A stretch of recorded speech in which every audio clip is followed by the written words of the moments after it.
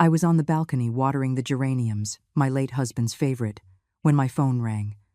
The name Kevin flashed on the screen, and my heart involuntarily skipped a beat. My son hadn't called me in 2 weeks.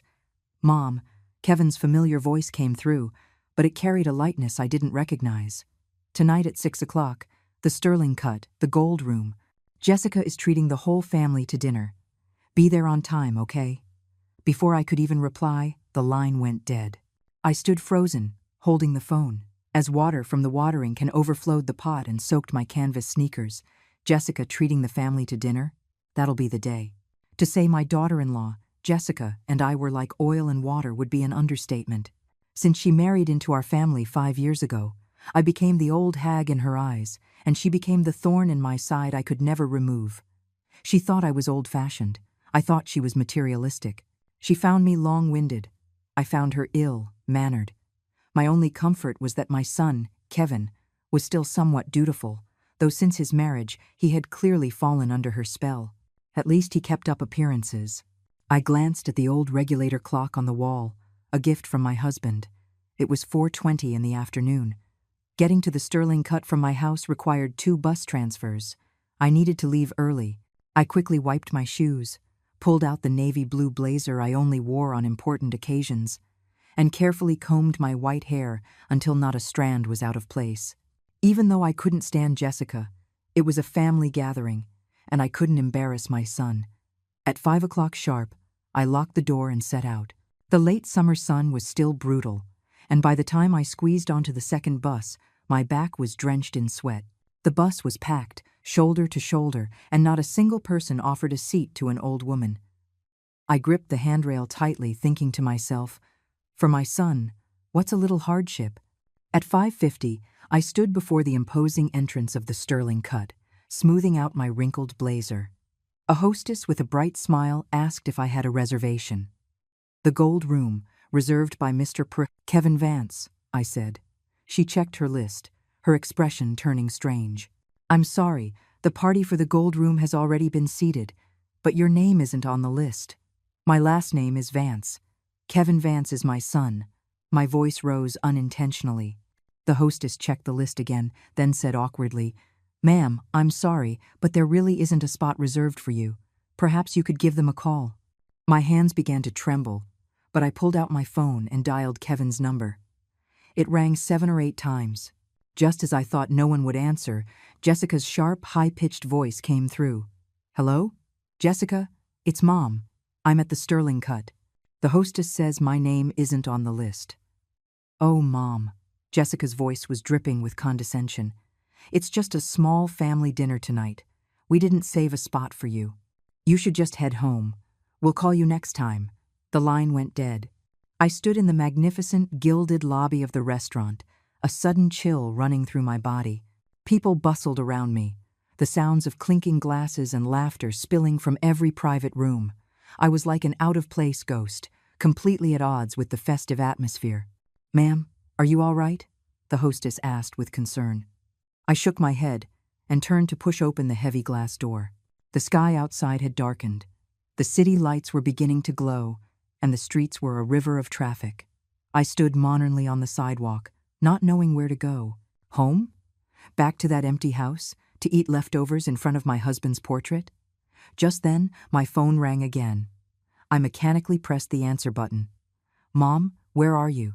It was Kevin's voice this time, the background noise loud, as if he were at a party. "I'm outside the Sterling Cut," I replied, my voice dry. "Great. Mom, can you come up to the Gold Room right away?" "It's an emergency." My heart raced. Had they changed their minds? I hurried back inside. The hostess saw me return, her face filled with confusion. "My son asked me to come up," I said, a pleading tone in my voice that I hated. "The Gold Room is at the end of the hall on the 2nd floor." I stood before the ornate wooden door, took a deep breath, and knocked lightly. No response. I knocked again, a little harder this time. The door cracked open, revealing Jessica's heavily made-up face. When she saw it was me, she didn't move aside but blocked the opening even more. "Mom, can you go to the front desk and settle the bill for us?" She held out a gold credit card. "The PIN is Kevin's birthday." I was stunned.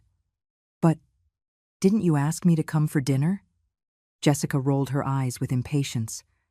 We've already finished. Please hurry, the server is waiting. She shut the door before I could even glimpse who was inside. I held the credit card as if it were a burning piece of coal. Downstairs at the cashier's desk, the clerk took the card, swiped it, and then frowned. Ma'am, this card has insufficient funds. The bill is $7,538. How much? I thought I had misheard. $7,538, the cashier repeated, pointing to the itemized receipt.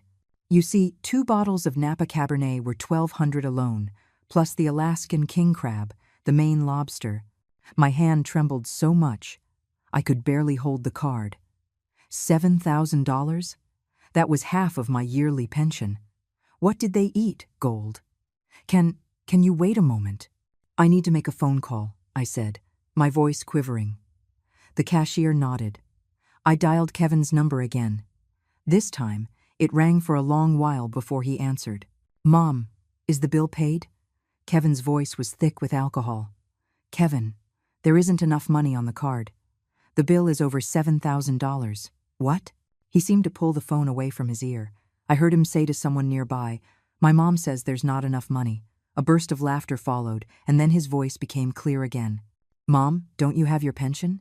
Just use your money to cover it for now. I'll pay you back later. The blood rushed to my head. You deliberately didn't invite me to dinner, just so I would come and pay the bill. Mom, don't say that. Kevin actually laughed. What's the point of you saving up your pension, if not for times like these? What's the big deal about us, your family, having a nice meal? In the background, I clearly heard Jessica's shrill voice say, What's that old hag dawdling for? The call was abruptly disconnected. I stood at the counter, feeling the blood freeze in my veins. The cashier looked at me with pity. Ma'am, maybe you can think of another way. I took a deep breath and pulled my own debit card from my wallet. Use mine. By the time I walked out of the Sterling Cut, the night was deep. $7,538, my personal savings from the last 2 years, gone just like that. The cold wind blew against my flushed face, and suddenly, I was wide awake. This wasn't the first time. Last month, Kevin said his business was having cash flow problems and borrowed $4,000 from me. 6 months ago, Jessica said she wanted to buy a new car and borrowed $7,000. Looking further back, they would come up with some excuse to take money from me almost every few months. And I, a 68-year-old retired teacher, what did I have besides that meager pension? I felt the 2 cards in my pocket, Kevin's and my own. A bold idea suddenly surfaced. Since the night was already ruined, what more could I lose? I turned and walked toward the nearest ATM. I inserted Kevin's credit card and entered his birthday, 090593. I selected check balance. The number on the screen made my eyes widen. Balance, $125,367.42. $125,000? Kevin had over $100,000 in his account, but made me use my pension to pay a $7,000 dinner bill. My hand trembled even more fiercely. I pressed the button to view the transaction history. For the last 3 months, there were large expenditures almost every week. Chanel Boutique, $3,800. Tiffany & Co., $5,200. Premium Birthing Center, $10,000 deposit. A birthing center? Was Jessica pregnant again? That was impossible. She just had their 2nd child last year, and I had paid for all the hospital expenses then. I scrolled further back, my heart growing colder with each entry. In the past year, the spending on this card exceeded $80,000, while nearly all the deposits were transfers from the Eleanor Vance pension fund my money. My legs went weak, and I nearly collapsed in front of the ATM. All these years, most of my pension had gone into their pockets, while I lived frugally, not even daring to buy myself a new dress. The final entry shattered my heart. Today, at 4:50 in the afternoon, just after Kevin called me, a transfer of $50,000 was made. The recipient was Lakeview Realty Development, LLC. They weren't broke. They just didn't want to spend their own money. I took the card and stood on the deserted street corner, and I suddenly started to laugh. The laughter grew louder, eventually turning into sobs. Passersby gave me strange looks, probably thinking I was a crazy old woman. But I wasn't crazy. I was clearer than I had ever been. I wiped away my tears and made a decision. Starting tomorrow, I would uncover the whole truth, and then I would make those two ungrateful snakes pay. As I turned, I saw Kevin's family walking out of the Sterling Cut, laughing and talking. Jessica was carrying a brand new Hermes bag. Kevin was holding our little grandson, and our granddaughter was skipping happily behind them. What a happy family. If only it weren't for me, the old hag. I hid in the shadows, watching them get into the BMW bought with my money and speed away. Then, I slowly walked toward the bus stop. The last bus had already left. I had to walk home. 3 hours later, when I exhaustedly pushed open my front door, the sky was already beginning to lighten. I collapsed onto the sofa, looked at my late husband's smiling portrait on the wall, and finally broke down. "Robert, did you see that?" I whispered. "After you left, look what our son has become." In the photo, Robert looked at me quietly, his eyes gentle and sad. In a daze, I thought I heard him say, "Eleanor, stand up, live for yourself." I dried my tears and pulled an old notebook from the bottom of the bookshelf. On the first page, I wrote down the date and everything that had happened. Then, I listed all the money Kevin and Jessica had borrowed from me and all their lavish purchases that I could remember. As the sun rose, so did my plan for revenge. Step 1. Go to the bank and find out exactly where my pension has been going. Step 2. Find a lawyer. Step 3. My phone rang suddenly. It was Kevin. "Mom, thanks for last night." His voice was light and cheerful as if nothing had happened. "By the way, it's little Michael's birthday next weekend. You should prepare a generous check. Jessica said she's inviting a lot of friends." I gripped the phone, my voice unnaturally calm. "Of course. I will definitely prepare a great gift." Hanging up, I looked at myself in the mirror. My white hair was a mess, my eyes were swollen and red, but my gaze was firmer than it had been in the last 5 years. "The game is on, son." The morning sun streamed through the cracks in the curtains. I rubbed my sore eyes, realizing I had fallen asleep on the sofa. My phone showed 3 missed calls, all from Kevin. I didn't call back. Instead, I got up and took a cold shower to clear my muddled head. The face in the mirror was sallow, the wrinkles under my eyes deeper, but my gaze was clearer than ever. A $7,500 wake-up call was a steep price to pay. I changed into my most presentable clothes and put all my bank cards, passbooks, and my ID into my purse. Today, I was going to the bank to get to the bottom of this. At the bus stop outside my building, a few old neighbors were waiting. Normally, I would have greeted them warmly, but today I just nodded. Mrs. Gable, however, grabbed my arm. "Eleanor, dear, I saw your Kevin taking his wife and kids to the Sterling Cut yesterday. How come they didn't take you?" My heart felt like it had been stabbed. I forced a smile. "Oh, I wasn't feeling well." "Oh, you have to take care of yourself." Mrs. Gable patted my hand. "Your Kevin is so successful. I heard he got another promotion. And that Jessica is so lucky, always posting photos of designer bags on her social media." I mumbled a few replies and hurried onto the bus. Mrs. Gable's words were like daggers twisting in my heart. Yes, everyone thought my son was successful, and my daughter-in-law was living a life of luxury, but no one knew their glamour was built on my life savings. The bank lobby was cool, but I broke out in a cold sweat. I took a number, waited, and finally, it was my turn. "Hello, how can I help you?" the young woman behind the counter asked with a smile. Her name tag read, Maya Patel, trainee. "I'd like to check the detailed statement for my pension account for the last 3 years," I said, handing over my ID and passbook. Maya expertly typed on her computer, but her brow gradually furrowed. "Mrs. Vance, there's something strange about your pension account." My heart pounded. "What's strange?" "Every month, on the 15th, after the pension is deposited, almost the entire amount is withdrawn on the same day. Sometimes it's an ATM withdrawal. Sometimes it's done at the counter." She pointed at the screen. "And in the last 6 months, there have been 3 large loans taken out, using this account as collateral." The world went dark. I gripped the edge of the counter to keep from falling. Loans? I've never taken out any loans. Maya looked around cautiously and lowered her voice. Mrs. Vance, are you certain you didn't authorize these withdrawals and loans yourself? Of course not, my voice trembled. I only withdraw $300 a month for living expenses. The rest I save. As for loans, I know nothing about them. This is serious. Maya's expression became grave. I need to get my supervisor. Please wait a moment.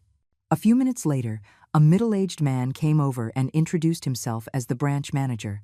He led me into a small office and asked for the details. Mrs. Vance, according to our system records, all these withdrawal and loan applications have your signature. The manager produced a stack of photocopies. Please take a look. Is this your handwriting? I only needed one glance to recognize the clumsy imitation. It was clearly Kevin's handwriting. He'd had messy handwriting since he was a child. I used to joke that it looked like chicken scratch. I never thought his chicken scratch would one day be used to forge my signature. This is not my signature, I said through gritted teeth. The manager and Maya exchanged a look. In that case, we advise you to call the police. This is a clear case of financial fraud, and the amount is substantial. The police? To report my own son? My hands started to shake uncontrollably. Can you first tell me the total amount involved? I asked with difficulty. The manager did some calculations. Over the past 3 years, a total of $48,600 has been withdrawn from your pension. The 3 loans total $60,000, all applied for in your name. Currently, there is still $45,000 outstanding. My ears were ringing, and I could barely hear what he said next. $108,600. I had never even seen that much money in my life. And my son, the son I had worked so hard to raise, had stolen it all from me, piece by piece. Mrs. Vance, are you okay? Maya's concerned voice brought me back to reality. I need some time to think. I stood up, my legs feeling as heavy as lead. The manager handed me a printed copy of the account details. Here is the record of your fund transfers. If you need to file a police report or seek legal help, our bank will fully cooperate. Walking out of the bank, the sun was blazing, but I felt a chilling cold. The thin stack of papers in my bag held the story of my hollowed-out life. I walked aimlessly and found myself in a downtown park. On a bench, I unfolded the statement with trembling hands. The withdrawal dates stabbed at my eyes. On my birthday, Kevin took $3,000. On the anniversary of my husband's death, Jessica took $2,000 to buy a bag. The day before Christmas, a $5,000 transfer was made to the Regal Birthing Center. The most ironic part was that shortly after each withdrawal, there would be a corresponding purchase record. Tiffany & Company, Hermes, high-end beauty salons. The luxury items Jessica flaunted on social media were all bought with my money. My phone suddenly rang. It was Kevin. I took a deep breath and answered. "Mom, why haven't you been answering your phone?" he asked, his tone anxious. "Little Michael has a fever. The hospital wants a $500 deposit. Jessica and I are a little short on cash, can you?" Before, I would have said yes without hesitation. Before, I would have worried about my grandson and rushed to the bank. Before, I was a complete fool. "Kevin," I interrupted him, my voice surprisingly calm. "I just came from the bank." The other end of the line went silent. "Mom, what were you doing at the bank?" His voice was clearly nervous. "Checking my pension account," I said, word by word. $48,600, Kevin, and the $60,000 loans. When were you planning on telling me?" "Mom, listen to me. I can explain." His voice became shrill. "I kept a record of all that money. I'll pay you back. Right now, Michael is sick. The woman who used my money to stay at a luxury birthing center can't even come up with $500 for medical fees?" I sneered. "Kevin, it's time for you and your wife to drop the act." I hung up and turned off my phone, not wanting to hear his voice again. The ginkgo trees by the bench rustled, as if sighing for me. Back home, I pulled out all my financial documents and checked them one by one. The more I looked, the colder my heart became. Kevin had not only used my pension, but he had also secretly linked his expenses to my health insurance and opened multiple credit cards in my name. He was like a termite, slowly eating away at everything I had. In the evening, the doorbell rang. Through the peephole, I saw Kevin standing outside, his face dark. "Mom, open the door." "I know you're in there," he yelled, pounding on the door. I didn't make a sound, quietly retreating to the living room. A few minutes later, my phone lit up with a text from Jessica. "Old hag, how dare you hang up on my husband? You want us to ship you off to a nursing home? A nursing home? Threatening me?" I gave a cold laugh and suddenly had an idea. If they wanted to play games, I would play along. I turned my phone back on and replied, "Mom is old and useless now. Don't be angry. I'll go get the money for Michael's medical bills tomorrow." Almost instantly, Kevin called, "Mom, don't listen to Jessica. She just has a short temper. Michael's fever has gone down, so don't you worry. Listen to that, what a dutiful son." I could almost see his fake smile on the other end of the line. "Kevin," I said, my voice deliberately trembling, "Mom has thought about it. Since you've used the money, then just keep it. You're my only son. It'll all be yours eventually. It's just those loans." "Mom, don't you worry about the loans." His voice immediately brightened.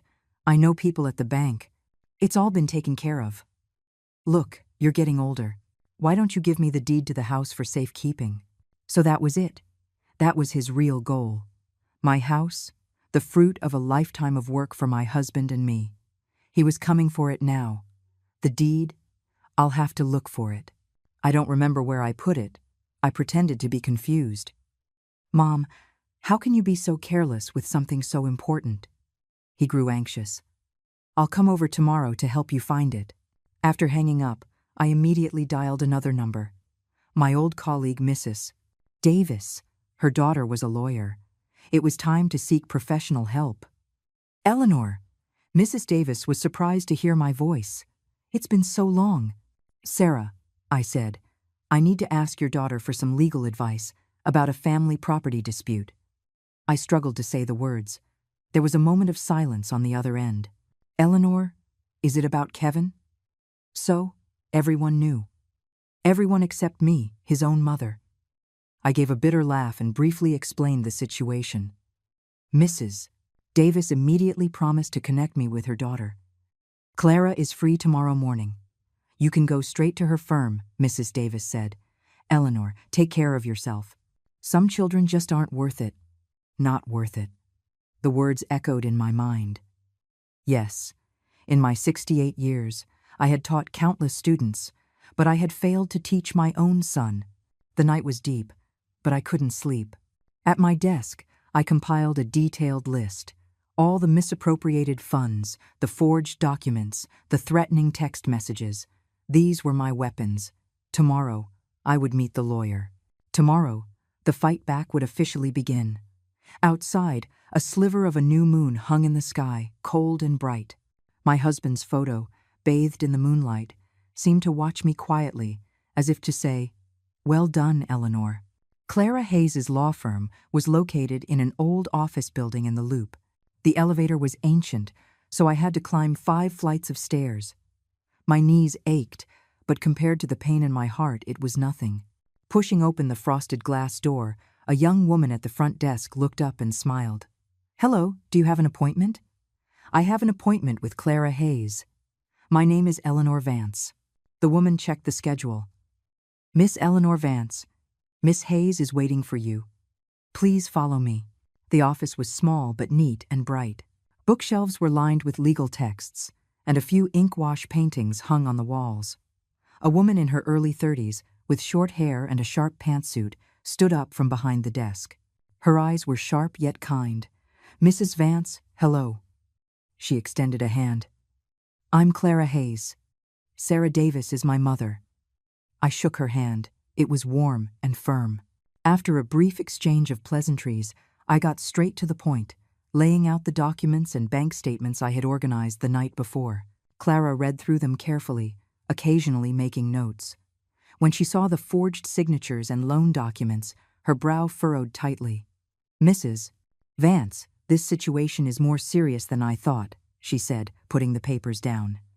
Your son is implicated in multiple crimes: financial fraud, forgery, embezzlement. The evidence is solid. We could absolutely file criminal charges." Criminal charges? My fingers twisted together unconsciously. To send my own son to prison. Of course, with family disputes, we usually recommend mediation first, Clara said, seeming to notice my hesitation. "What are your goals?" I took a deep breath. "First, I want him to stop taking my property. Second, I want to recover the money he took. Third," I paused, "I want to ensure my house is safe." Clara nodded. "We can start by sending a cease and desist letter, demanding he stop any and all actions related to your assets and return the illegally obtained funds. At the same time, I strongly advise you to do the following immediately." She handed me a list. "Change all your bank account passwords, report your ID as stolen and get a new one.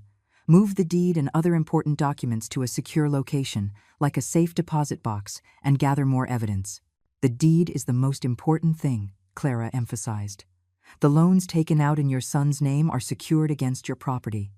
If he defaults, the bank has the right to foreclose on your house." My hands started to shake. How could he? That's the only home his father and I ever had. "In the face of money, family ties can sometimes be very fragile," Clara said softly. "Mrs. Vance, you need to be prepared. Cases like this are often accompanied by intense family conflict." I gave a bitter smile. "They've already threatened to send me to a nursing home." Clara's eyes sharpened. "That constitutes elder abuse. Do you have any proof of that?" I took out my phone and showed her the threatening text from Jessica. Clara had me forward it to her immediately. "This can all be used as evidence," she said. "Mrs. Vance, you need to make a decision. Do you want to simply protect what you have left, or do you want to pursue legal action against them?" I looked out the window. The sunlight reflecting off the glass of the building opposite was painfully bright. To report Kevin, to have him sent to jail. I remembered him as a little boy with a high fever, how I held him all night without sleeping. I remembered the proud smiles my husband and I shared when he got into college. I remembered on his wedding day, he promised me, "Mom, I'll take care of you for the rest of your life."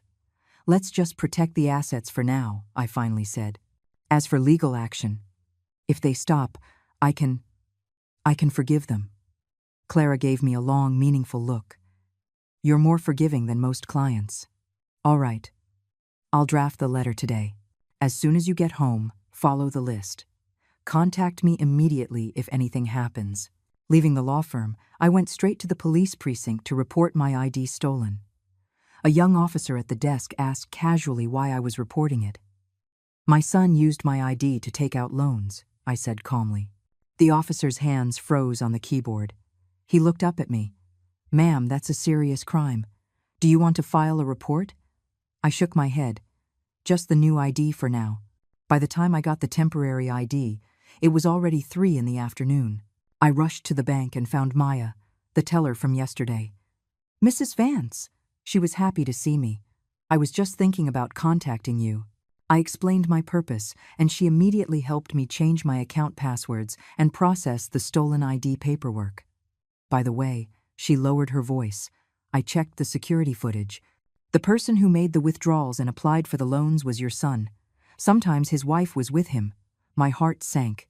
Is there video?" Maya nodded. "The bank keeps 3 months of footage. I've already backed up the relevant clips. They can be used as evidence if needed." I gratefully squeezed her hand. "Thank you, Maya." "You're welcome," she smiled, then hesitated. "Mrs. Vance, did you know your son was recently inquiring about a home equity loan?" I felt like I had been struck by lightning. "What?" "He was at the bank the day before yesterday, asking about using an elderly parent's property as collateral for a loan. I happened to walk by and heard him." She looked at me with concern. "You need to be careful. The house, they really were going after it." I thanked Maya and immediately took a cab home. The moment I walked in, I smelled stale cigarette smoke. Kevin had been here. I frantically checked every room. The closets and drawers had all been rummaged through. Thankfully, I had hidden the deed long ago in a place only my husband and I knew about. A hidden compartment in the study, behind the old radiator, required removing 3 pieces of the baseboard to access. With trembling hands, I took out the metal box. I opened it and checked. The deed, our marriage certificate, my husband's will, and a few old savings bonds were all safe. I breathed a long sigh of relief, put the box back, and then called Clara to tell her Kevin had already made his move. "Mrs. Vance, this is urgent." Clara's voice was serious. "I recommend you leave your home immediately and stay with a friend or relative for a while. At the same time, we will go to the county recorder's office tomorrow to file a property lien dispute. This will prevent your son from selling or transferring the property without your consent." Leave? I looked around the house I had lived in for 30 years. Every corner held a memory. The photos of Kevin growing up on the wall, my husband's favorite books on the shelf, the spatula I'd used my whole life in the kitchen. How could I bear to leave? I'll think about it," I said vaguely. After hanging up, I sat on the sofa in a daze. The sky darkened, and the room grew dim, but I couldn't be bothered to turn on a light. My phone screen suddenly lit up. It was a text from Kevin. "Mom, I'm coming to pick you up tomorrow morning. We're going to look at a place. There's a really nice retirement community." My hand shook, and the phone fell to the floor. They were serious. They were really going to force me out to take the house. Picking up the phone, I replied, "Okay. Mom has been thinking about a change of scenery." Then, I immediately texted Clara. "I agree with your suggestion. I'll move out first thing in the morning." That night, I packed some necessities and valuables, leaving everything else untouched so as not to arouse suspicion. I carefully wrapped my husband's photograph and placed it in my bag. Just as I was about to turn off the lights, the doorbell rang again. This time, I didn't check the peephole. I just called out, "Who is it?" "Mrs. Vance?" "It's me, Maya." A familiar voice. I opened the door in surprise to see Maya standing there, holding a USB drive. "Mrs. Vance, I'm sorry to bother you so late. This is the backup of the bank's security footage. I thought you might need it." I quickly invited her in and poured her a glass of water. Maya explained that after work, the more she thought about it, the more worried she became that my son might do something more extreme, so she brought the evidence over. "It's too dangerous for you to be alone," she said with concern. "Do you have any relatives you can stay with?" I shook my head. "My old friends are all getting on in years. I don't want to be a burden." Maya hesitated for a moment. "Well, would you want to stay with me for now?" "I have a roommate, but you could stay in the living room." I was moved to tears. This girl, a virtual stranger, was more concerned for me than my own son. "Thank you, Maya. I've already contacted my lawyer. I'm moving to a safe place tomorrow." I patted her hand. "But I will never forget your kindness."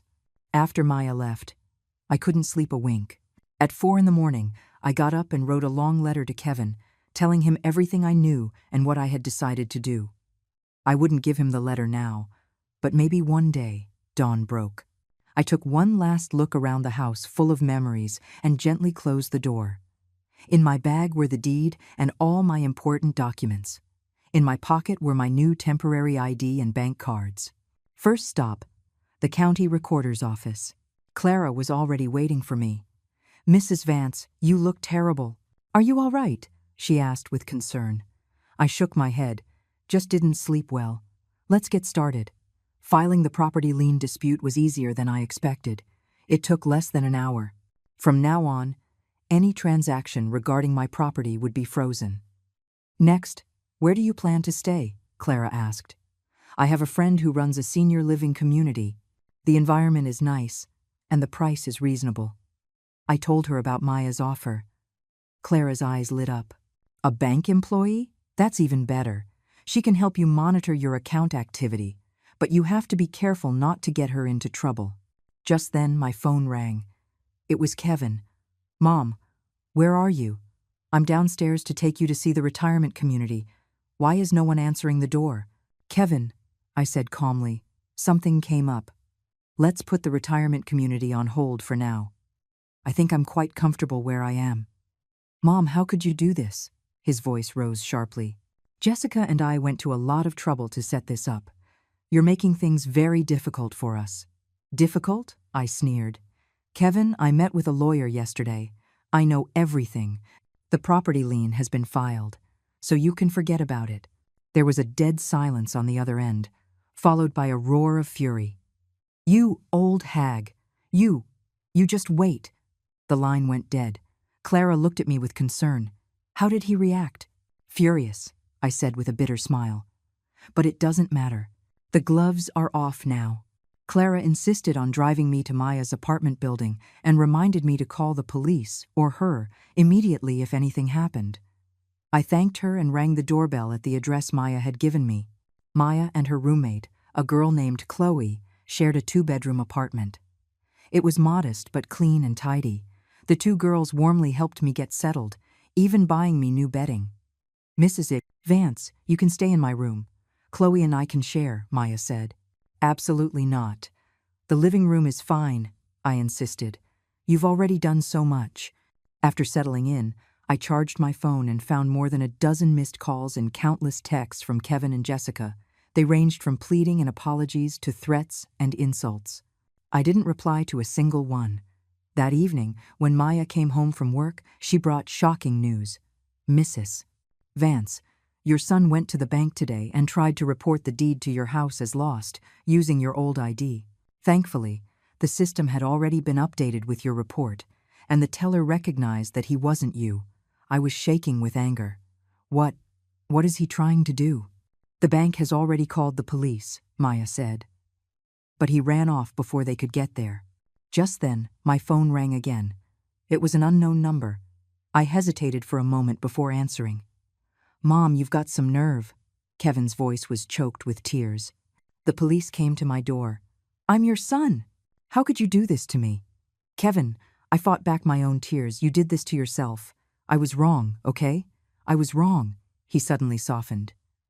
"Mom, I was just confused for a moment. Please forgive me, okay?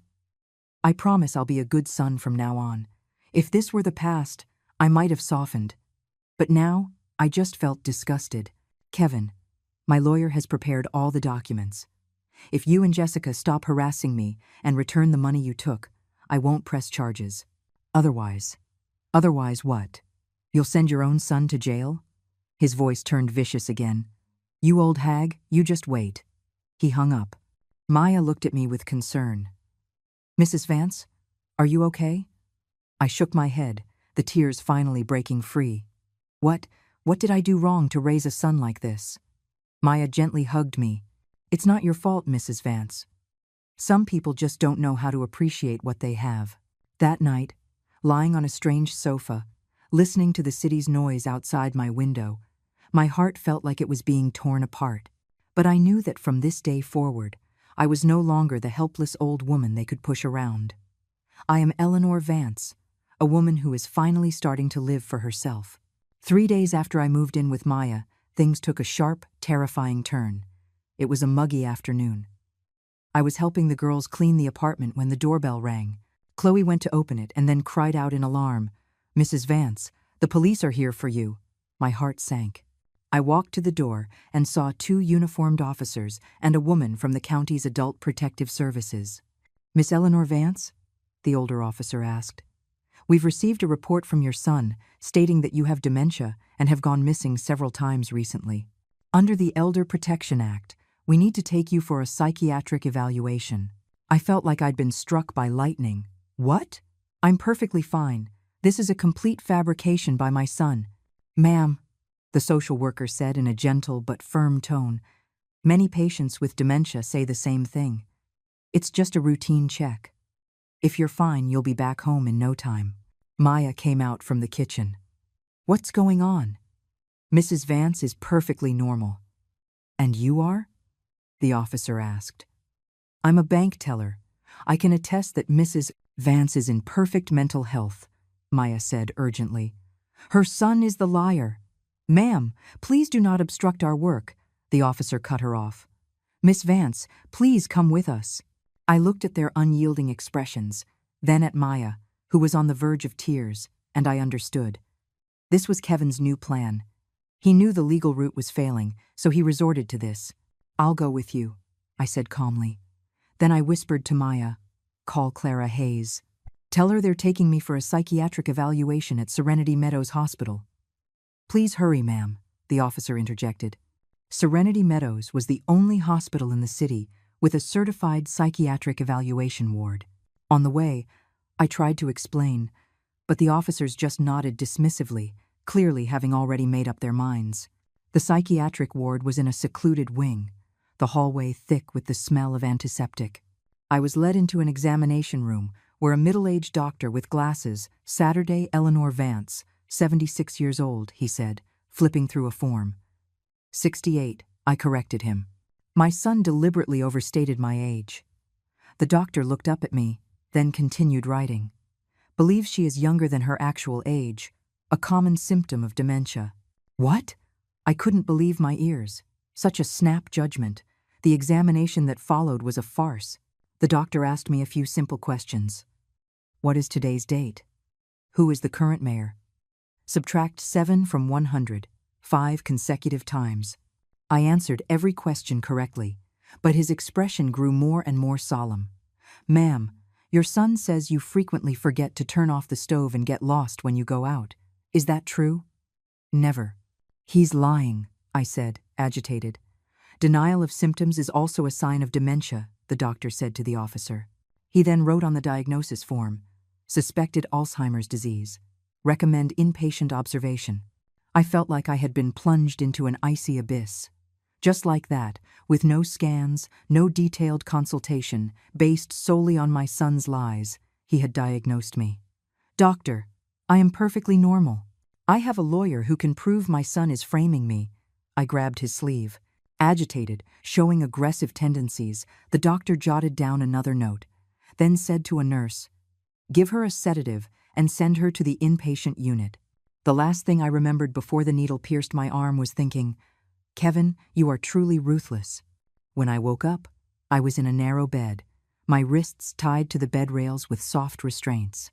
There were 4 beds in the room. The other 3 elderly residents were either asleep or staring blankly into space.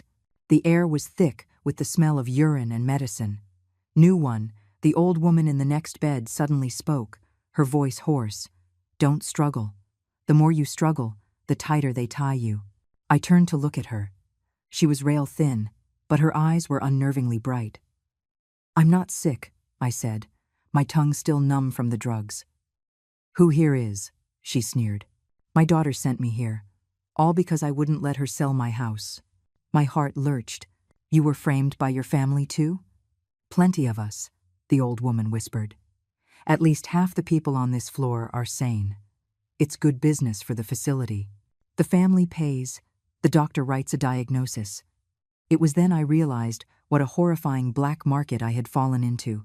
Children who wanted to get rid of their parents, a facility that wanted to make money, and doctors who took bribes to write fake diagnoses. And we, the elderly, were stripped of our freedom and dignity. My name is Beatrice Gallo, the old woman said. What's yours? Eleanor Vance. I tried to move my wrists. How long do they keep you tied up? They'll untie you before dinner so you can use the bathroom and eat. Then they tie you up again before bed, Beatrice said. They don't tie you during the day, but the doors are locked. There's no escape. Just then, the door opened, and a portly orderly pushed in a medicine cart.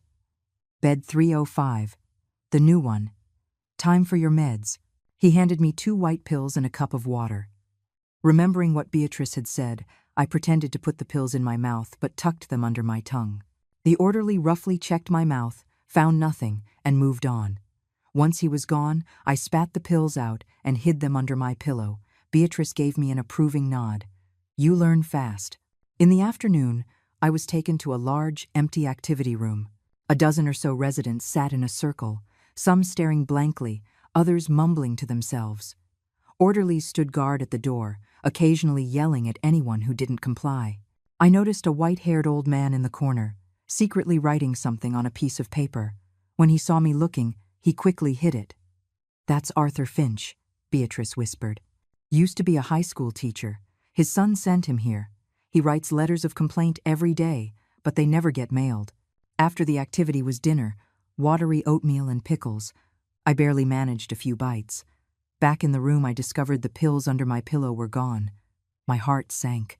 Just then, Beatrice quietly slipped me a note. Orderly did a room check. I hid them for you in the toilet tank. I gratefully squeezed her hand. This woman, whom I had known for less than a day, had become my only ally. That evening, as promised, an orderly untied me to use the washroom. In the bathroom, I checked the toilet tank and found the pills, wrapped in a small plastic bag.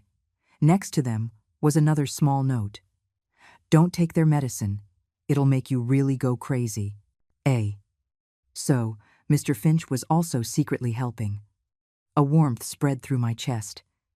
In this terrible place, at least there were still sane people. Before bed, the orderly came to tie my hands again. This time I didn't resist. After he left, Beatrice whispered, "Tomorrow, I'll teach you how to cheek your pills and pretend to be confused. We have to survive until we can get out." In the darkness, listening to the breathing and murmurs of the other residents, tears streamed silently down my face. Kevin and Jessica, could you really live with yourselves, leaving me to spend the rest of my days in a place like this? Suddenly, I remembered my phone. They had confiscated my purse, but my phone was still in my pants pocket. I carefully twisted my body, trying to reach it. The restraints limited my movement, but after several minutes of effort, my fingertips finally brushed against it. It was off, with about half the battery left. I didn't dare turn it on, but it was a sliver of hope. The next morning at breakfast, I deliberately spilled oatmeal on myself, acting clumsy. The orderly cursed at me as he changed my clothes, but the suspicion in his eyes lessened. I was starting to be categorized as one of the confused ones. During activity time, I subtly moved next to Arthur. Pretending to be folding paper, he whispered, "You were framed." I nodded. "My son wants my house." "A classic," he sneered. "I've been watching you. Your eyes are too clear. You have to learn to act confused." He taught me how to gather evidence without raising suspicion. Memorize the orderly's schedules, note the blind spots in the surveillance cameras, document illegal medication and abuse. Most importantly, Arthur said, find a trustworthy family member or visitor to get a message out for us. Do you have someone like that? I thought of Maya and Clara. They must be frantically looking for me. Yes, but they don't know I'm here, I whispered. Arthur's eyes lit up. Next Wednesday is family visiting day. You have to find a way to contact them. Back in the room, I shared the plan with Beatrice. She was thrilled. I know one of the cleaning ladies. She can pass a note for you. And just like that, the three of us formed a small resistance alliance. Over the next few days, I acted more and more confused on the surface, while secretly documenting every violation at the facility. Residents being tied to their beds for over 12 hours, being forced to take expired medication, orderlies hitting those who disobeyed. The most horrifying discovery was a special arrangement between the facility and certain families. For an extra fee, the facility would provide special care, which was actually systematic abuse to troublesome residents until they became completely docile. On Wednesday morning, I got up early and sewed the note, filled with everything I had documented, into the lining of my bra. The cleaning lady Beatrice knew was in her 50s. She saw what we were doing and gave a silent nod. "Don't worry," she whispered. "My daughter works for a newspaper. This needs to be exposed." During visiting hours, the activity room was transformed. It was clean and welcoming, the residents were dressed in their best clothes, and the orderlies were all smiles. I sat in a corner, scanning every person who walked in, praying for a familiar face. Suddenly, an unexpected figure appeared at the door. Maya. She was in casual clothes, pretending to be a family member of another resident. Our eyes met across the room. A flash of shock and relief crossed her face before she composed herself and slowly walked toward me. "Grandma," she said, kneeling in front of me and taking my hands as if we were close. "I've come to see you." I squeezed her hand and whispered, "Bra pocket." Maya understood. Pretending to fix my collar, her hand quickly retrieved the note. An orderly walked over to check. She immediately said loudly, "Grandma, you're looking so well. We all miss you so much." The orderly, satisfied, walked away. Before leaving, Maya winked at me and mouthed the words, "Hang in there." After she left, my heart pounded for a long time. The note contained not only the evidence I had collected, but also a crucial piece of information. Kevin had already filed a petition with the court to have me declared legally incompetent. If it passed, he would have complete control over all my assets. I had to stop him. But what could I do from inside this prison? That evening, Arthur secretly told me some astounding news. I heard that officials from the Department of Health are coming for an inspection next week. This might be our only chance. The flame of hope was reignited. Beatrice and I began to prepare more detailed complaint materials. Arthur even drew a floor plan of the facility, marking all the cameras and guard stations. If we can just talk to the officials face to face. Arthur's eyes gleamed. We could expose everything. Beatrice was just as excited. However, the day before the inspection, disaster struck. After dinner, an orderly suddenly increased my medication. Bed 305. New prescription from the doctor. To help you sleep. I instinctively resisted. I don't need it. It's not up to you. The orderly brutally pinched my nose and forced the pills down my throat. That night, I slept like the dead, missing the inspection entirely. When I woke up, I was met by Beatrice's swollen eyes and Arthur's grim face. The inspection was a sham, Beatrice said, crying. Someone tipped them off. The facility was prepared. All the problem residents were locked in their rooms. Our last hope was gone. I lay on the narrow bed, staring at a crack in the ceiling, my heart a dead weight. Was I destined to live out my final years in this hell on earth? Could Kevin and Jessica really get away with everything? No. I gritted my teeth. As long as I had breath in my body, I would keep fighting. It took 3 days after being drugged for my head to clear completely. Beatrice told me that after the failed inspection, Arthur's medication was also increased. Now he spent his days in a daze. They know we were planning something, Beatrice whispered. We can't even get notes out anymore. The friendly cleaning lady was transferred and replaced by a brutish man who watches us like a hawk. Activity time was cancelled, the food got worse, and the orderlies became even more hostile. The entire facility was on high alert. Beatrice and I were forced to halt our resistance, acting as numb and compliant as the other residents. But in secret, we continued to watch, to remember, to wait. I memorized the name and shift of every orderly, the pattern of medication distribution, and even the fact that the director left for 2 hours every Wednesday afternoon for business meetings. Don't lose hope, Beatrice whispered to me in the bathroom. An opportunity will come. And sometimes, opportunity arrives in the most unexpected way. It was a normal Thursday morning. We were in the activity room watching television, though most were just staring at the flickering screen. Suddenly, the director walked in with several people. One of them, an elderly woman in a wheelchair, was particularly striking. "This is our new resident, Dr. Reed," the director announced with a fawning smile. "A retired professor from the University of Chicago. Everyone, please make her feel welcome." I studied our new roommate. She was in her 70s, with silver hair impeccably styled. Though in a wheelchair, her eyes were as sharp as a hawk's. To my surprise, she was assigned to the empty bed in our room. Dr. Reed's arrival was like a stone dropped into stagnant water. From day one, she behaved differently from everyone else. She refused to take unidentified pills, insisted on choosing her own meals, and even demanded to see the facility's operating license and the credentials of the medical staff. "I am here for convalescence, not incarceration," she told an orderly, her voice quiet but filled with authority. "If you try to force medicate me again, I will sue you for elder abuse." The staff were clearly intimidated and treated her with cautious respect. The director himself often came by to check on her, calling her Dr. Reed. "Who is this old lady?" Beatrice asked curiously. I shook my head, but my intuition told me Dr. Reed was someone special. Perhaps she could be our new hope.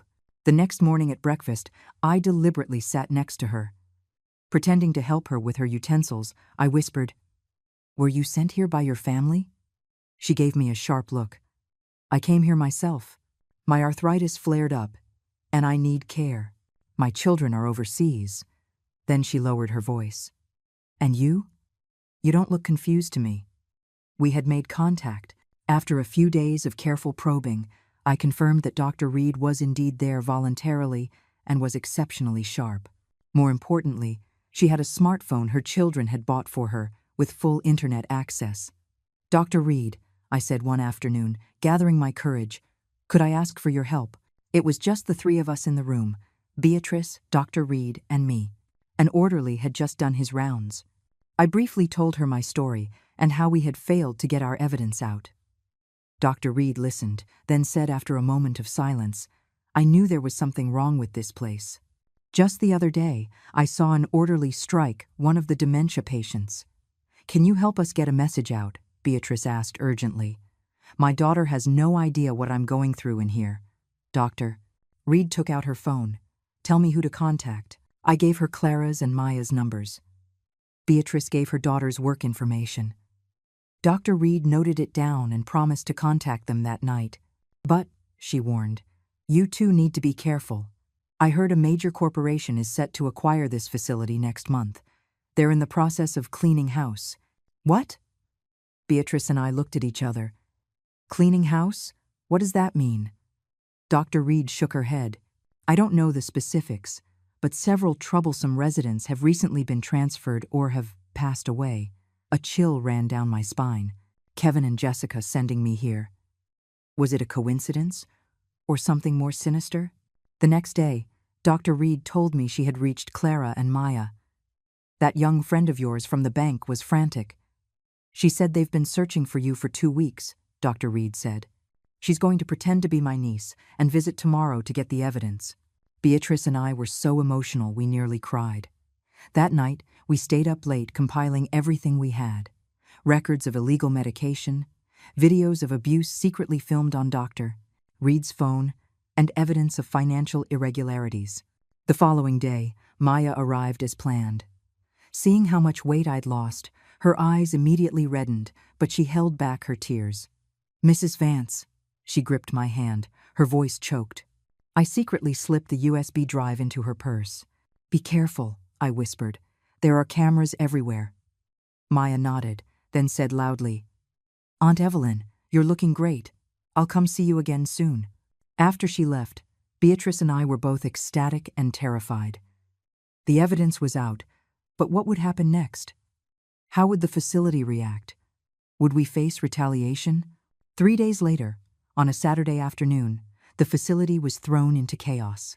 The director ran around with a grim face, and the orderlies were called into an emergency meeting. Dr. Reed secretly informed us. Someone posted an anonymous tip online about the abuse here. Reporters and officials from the Department of Health are coming for a surprise inspection tomorrow. Beatrice and I wept with joy. It was Maya. She did it. That night, the facility put on an absurd show. The old, worn-out bedding was replaced with new sets. Expired drugs were hastily swapped out, and they even brought in a barber to give the residents haircuts. The director personally inspected every corner, threatening us to keep our mouths shut. "If anyone dares to speak out of turn tomorrow," one orderly snarled, "you'll get a double dose of meds tonight." But this time, they miscalculated. Dr. Reed had been feeding Maya real-time updates via her phone. Better yet, Arthur, despite being groggy from the medication, had managed to write a detailed letter of complaint upon hearing the news, which he hid in the sole of his shoe. The next day, the inspection team arrived. It wasn't just health officials, there were police officers and television reporters. Just as the facility's carefully staged performance began, Dr. Reed suddenly stood up from her wheelchair. "Sirs, I have a report to make." The room erupted. The director tried to stop her, but it was too late. Dr. Reed played the videos from her phone. Arthur handed over his letter, and Beatrice and I led the inspectors to see the real living conditions and the drug storage room. That evening, the facility was ordered to shut down pending an investigation. The director and several orderlies were taken into police custody. The rest of us were temporarily relocated to a proper senior living community nearby. And there, in the lobby of the new facility, I saw them, Clara and Maya, rushing towards me. "Mrs. Vance." Maya threw her arms around me, tears streaming down her face. "You've lost so much weight." Clara, however, was all business. "Mrs. Vance, the competency hearing your son filed for is in 2 days. We need to prepare our case immediately. It turned out that while I was imprisoned, Kevin had nearly completed the legal process to have full control of my assets. "Do we have a chance?" I asked, worried. Clara smiled confidently. "We do now. The evidence of abuse from the facility, plus the willingness of Dr. Reed and the other residents to testify for you, is more than enough to prove your son was framing you." The next 24 hours were a whirlwind. Clara took me for a proper psychiatric evaluation, which concluded I was fully competent to manage my own affairs. Maya organized all the evidence, including the dark secrets of the facility and the bank records of Kevin's forgeries. Dr. Reed even contacted a friend in the legal community to offer expert support. On the day of the hearing, I wore the professional suit Clara brought for me, my white hair neatly coiffed. I walked into the courthouse with my back straight. In the gallery sat Maya, Dr. Reed, Beatrice, and Arthur, my entire resistance alliance. At the defendant's table, Kevin and Jessica's faces were ashen. Seeing me walk in, looking composed and strong, their expressions shifted from shock to fear, and finally to despair. The judge reviewed the evidence from both sides, paying close attention to the stark contrast between the facility doctor's report and the one from the Certified Evaluation Center. When Dr. Reed took the stand as an expert witness, describing how facilities collude with families to imprison the elderly, a wave of shock went through the courtroom. Based on the evidence presented, the judge finally announced, "This court denies the petitioner's request to declare the respondent incompetent." On the contrary, this court notes the serious allegations of elder abuse and financial embezzlement against the petitioner and recommends the district attorney's office open an investigation. The courtroom erupted in applause. Kevin slumped in his chair, while Jessica shrieked hysterically, "You old hag, I hope you rot in hell," before being escorted out by the bailiffs. Walking out of the courthouse, the sunlight was bright and cleansing. Clara told me that not only had Kevin and Jessica lost their bid for control, but they would now face a criminal investigation. "Mrs. Vance, you won," Maya said, linking her arm through mine, her eyes filled with tears. I shook my head. "No, we won." Yes, we had. My resistance alliance. Beatrice was finally reunited with her daughter. Arthur's son was under investigation, and he was likely to get his house back. Dr. Reed decided to form an advocacy group for the rights of the elderly. And I, with the help of Maya and Clara, would continue the fight to recover my stolen assets. But in that moment, all I wanted was to enjoy this hard-won freedom. I took a deep breath of fresh air and looked up at the blue sky. "Robert," I thought, "did you see? I didn't give up. And I will keep fighting until I get back everything that belongs to us." 3 days after the victory in court, I returned home. Pushing open the familiar door, I was hit by a musty smell. Clearly, no one had been here. A thin layer of dust covered the furniture, and the food in the refrigerator had long since spoiled. I put down my bag and immediately checked the secret compartment behind the radiator. The metal box was still there. The deed, savings bonds, and my husband's will were all safe. I let out a long sigh of relief, clutching the box to my chest as I sat on the sofa, tears streaming down my face. It was the first time since my husband passed that I truly felt safe. The past few months had been a nightmare, and now I was finally awake. The ringing of my phone broke my thoughts. It was Clara. "Mrs. Vance, I have good news. The court has officially opened a criminal investigation into your son and daughter-in-law. The police will need you to come in and give a detailed statement. Of course, I'm available anytime," I said, drying my tears. Also, Clara's voice turned serious. "Your son's assets have been frozen, including the BMW and several bank accounts. However, bank records show that he and Jessica transferred a large sum of money recently. We need to trace where it went." My heart tightened. "Can we get it back?" "It will be difficult, but we'll do everything we can." Clara paused. "Mrs. Vance, you need to prepare yourself. This case might take a long time, and it will be painful." I knew what she meant. To personally send your own son to prison, what mother wouldn't be in pain? But then I thought of those days in the care facility, of being tied to the bed and force-fed pills, and my heart hardened. "I'm not afraid," I said. "Let justice be done." After hanging up, I began to deep clean the house, as if scrubbing away all the ugly memories. While cleaning Kevin's old room, I found a crumpled piece of paper, a draft of a contract from a real estate company, dated the day before I was sent to the facility. The contract showed that Kevin had already reached an agreement with Lakeview Realty to sell my house for 30% below market value, on the condition that the original occupant, me, would not object. In return, he would receive a small condo and $10,000 in cash. My hand trembled so much I could barely hold the paper. It was all premeditated. They didn't just want my money, they wanted the home my husband and I had built over a lifetime. I immediately took a picture and sent it to Clara. Less than 10 minutes later, she called back. "Mrs. Vance, this contract is a smoking gun. It's direct proof of conspiracy to commit fraud between your son and this real estate company. I've already contacted the Economic Crimes Unit. They will investigate this company. So my house is safe?" "Absolutely," Clara said confidently. "No one would dare touch your property now." That afternoon, Maya came to visit, carrying bags of groceries, saying she wanted to help me get my strength back. Watching her bustle around the kitchen, my heart felt warm. This girl, who was no blood relation, was more thoughtful than my own son.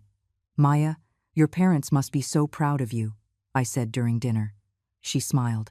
"My parents are just regular working-class people, but they taught me to be a good person." She hesitated. "Mrs. Vance, do you hate your son?" I put down my fork and was silent for a long time. I did. But now, it's more sadness than hate. I'm sad that he became this person, and sad that I failed to teach him better. Maya took my hand. "It's not your fault. Everyone has to be responsible for their own choices." The next day, I went to the police station to give my statement. The detective, a middle-aged man named Officer Miller, was kind but thorough in his questioning. When I described my experience at the care facility, his brow furrowed, and he called in a colleague from the Elder Abuse Unit, Mrs. "Vance, your situation is more serious than we thought," Officer Miller said. "Your son and daughter-in-law are suspected of multiple crimes, including elder abuse, financial fraud, and forgery. The case against the care facility is also ongoing. Several people have already been arrested." "Will they go to prison?" I asked quietly. "It's very likely," he said bluntly. "You should be prepared for that." Walking out of the station, the sunlight was blinding. I put on my reading glasses and suddenly saw a familiar figure across the street, Kevin. He had lost weight, was unshaven, and was staring at me with a dark expression. Our eyes met. He made a throat-slitting gesture with his finger, then turned and walked away. My heart pounded, and my legs went weak. He hated me. My own son hated me. That realization was more painful than any physical harm. When I got home, I immediately had the locks changed and installed a security chain and a peephole camera. Clara was right. I had to protect myself. That night, I tossed and turned. Kevin's hateful glare burned into my mind. At 3 a.m, my phone rang. It was an unknown number. "Mom," Kevin's voice was hoarse. "We need to talk." "There's nothing to talk about," I said, trying to sound calm. "Just 10 minutes. Face to face, his tone softened. "Mom, I know I was wrong. I want to apologize." I bit my lip, torn. My mind told me not to trust him, but a mother's instinct made my heart soften. "Tomorrow morning. The bench by the fountain in Millennium Park. A public place," I finally said. "Just 10 minutes. The next day, I went to the park, but I was prepared. I had a small audio recorder in my purse, my phone's emergency contact was set, and I chose a busy, visible spot. Kevin was 10 minutes late and looked terrible. He sat down next to me. His first words were, "Mom, I've hit rock bottom." The police had frozen his accounts. Jessica had taken the kids and gone back to her parents. His company, citing his ruined reputation, was about to fire him. He rambled on, but the message was clear. His life was a mess, and it was all my fault. "If you're here to blame me, then this conversation is over," I said, standing up. "Wait." He grabbed my arm. "Mom, please drop the charges. If you drop the charges, Jessica will come back, and my company will keep me." I couldn't believe my ears. "Drop the charges? Kevin, do you have any idea what you've done? You locked me in that hellhole, you drugged me, you tied me down. That wasn't my idea. He immediately deflected. It was Jessica. It was all her idea. She said you were old and confused and needed special care. Enough. I cut him off sharply. You're still lying. The bank records show you forged my signature. You're the one who stole my pension. His face changed. You know everything. I know everything, I said coldly, including your deal with the real estate company. Kevin's expression twisted from remorse to rage. You old hag. You're just trying to ruin me, aren't you? He suddenly grabbed my wrist. Well, it's not that easy. I have ways of dealing with you. Let go, I struggled. There are cameras here. The police will be here in a minute. He instantly released me, looking around frantically. I took the opportunity to step back and pulled the recorder from my purse. I recorded everything you just said, Kevin. You brought this on yourself. His face went pale. Mom, I was wrong. I was just upset. Goodbye, Kevin. I turned and walked away without looking back. When I got home, I immediately sent the recording to Clara. She was ecstatic. This is perfect. He admitted on tape that he knew about the abuse and he threatened you. It's the most direct evidence we could ask for. I felt no sense of victory, only a profound sadness. The little boy who used to cuddle in my arms had become a monster. 3 days later, the police officially arrested Kevin. On the same day, Jessica was brought in for questioning. According to Clara, Jessica initially blamed everything on Kevin, but when presented with the bank records and testimony from the care facility, she broke down and admitted her involvement. The funniest part is, Clara said on the phone, they're pointing fingers at each other, each claiming it was the other's idea. Jessica even said she sent you to the facility because you were too difficult to handle. I gave a bitter laugh. She always saw me as a nuisance. Mrs. Vance, now we move on to asset recovery. Clara's tone shifted. Your son's assets are frozen, but our records show they transferred a lot of money to Jessica's family. That part will be very hard to get back. Whatever you can recover is fine. I sighed. The important thing is to make sure they can't hurt me or any other elderly person ever again. Clara was quiet for a moment. You know, you're much stronger than I imagined. Most elderly parents in this situation would have softened and dropped the charges by now. I won't, I said firmly. Not just for myself, but for all the other seniors who are still suffering in places like that. A week later, the district attorney's office formally indicted Kevin and Jessica. At the same time, there was a new development in the care facility case. The director and several key staff members were arrested, and a dozen residents were reunited with their families, including Beatrice and Arthur. Beatrice's daughter came to thank me personally, crying as she said she had no idea what her mother had endured. Arthur was picked up by his nephew. Before he left, he slipped me a note with his new address and phone number. Stay in touch. Our fight isn't over. He was right. Our fight wasn't over. My case had only exposed the tip of the iceberg of the elder rights crisis. With that in mind, I called Dr. Reed. Dr. Reed, that advocacy group for the elderly you mentioned, I'd like to join. Dr. Reed was delighted. Excellent. We need someone with your real-world experience. We have a planning meeting this weekend. You must come. That weekend, for the first time, I attended a meeting as an elder rights advocate. There were retired judges, lawyers, social workers, and several other seniors with stories like mine. Dr. Reed, as the founder, introduced me and told everyone my story, which was met with a round of applause. At the meeting, we officially established the Silver Sentinel Alliance, with the mission of helping elderly victims of abuse and fraud. I was elected vice president, in charge of the victim support group. Eleanor, your experience will inspire so many others to stand up, Doctor. Reed said, squeezing my hand. I nodded, a long-forgotten sense of purpose filling my heart. Perhaps all the suffering I endured could become a source of strength for others. On the way home, I took a detour to the cemetery. Placing a bouquet of white lilies on my husband's grave, I whispered, Robert, I'm starting a new life. You'd be proud of me, right? The wind rustled the leaves, as if in reply. The night before the trial, I tossed and turned, only falling into a fitful sleep near dawn. My dreams were filled with images of Kevin as a child. The first time he said mama, his silhouette as he walked to school with his backpack, his beaming smile when he got his college acceptance letter. I woke up to a tear-soaked pillow just as the sky was beginning to lighten. I washed my face and changed into the dark blue suit Clara had picked out for me, dignified and strong. The woman in the mirror had white hair pulled back in a neat bun and wrinkles that mapped a long life, but her eyes were more determined than ever. Today, I would face the son I once cherished with my life, and I would oppose him in a court of law. Maya arrived early to accompany me. On the way, she held my hand, silently giving me strength. "Mrs. Vance, no matter the outcome, you are already the victor," she said, "because you dared to fight back against injustice." A crowd of reporters was already gathered at the courthouse entrance.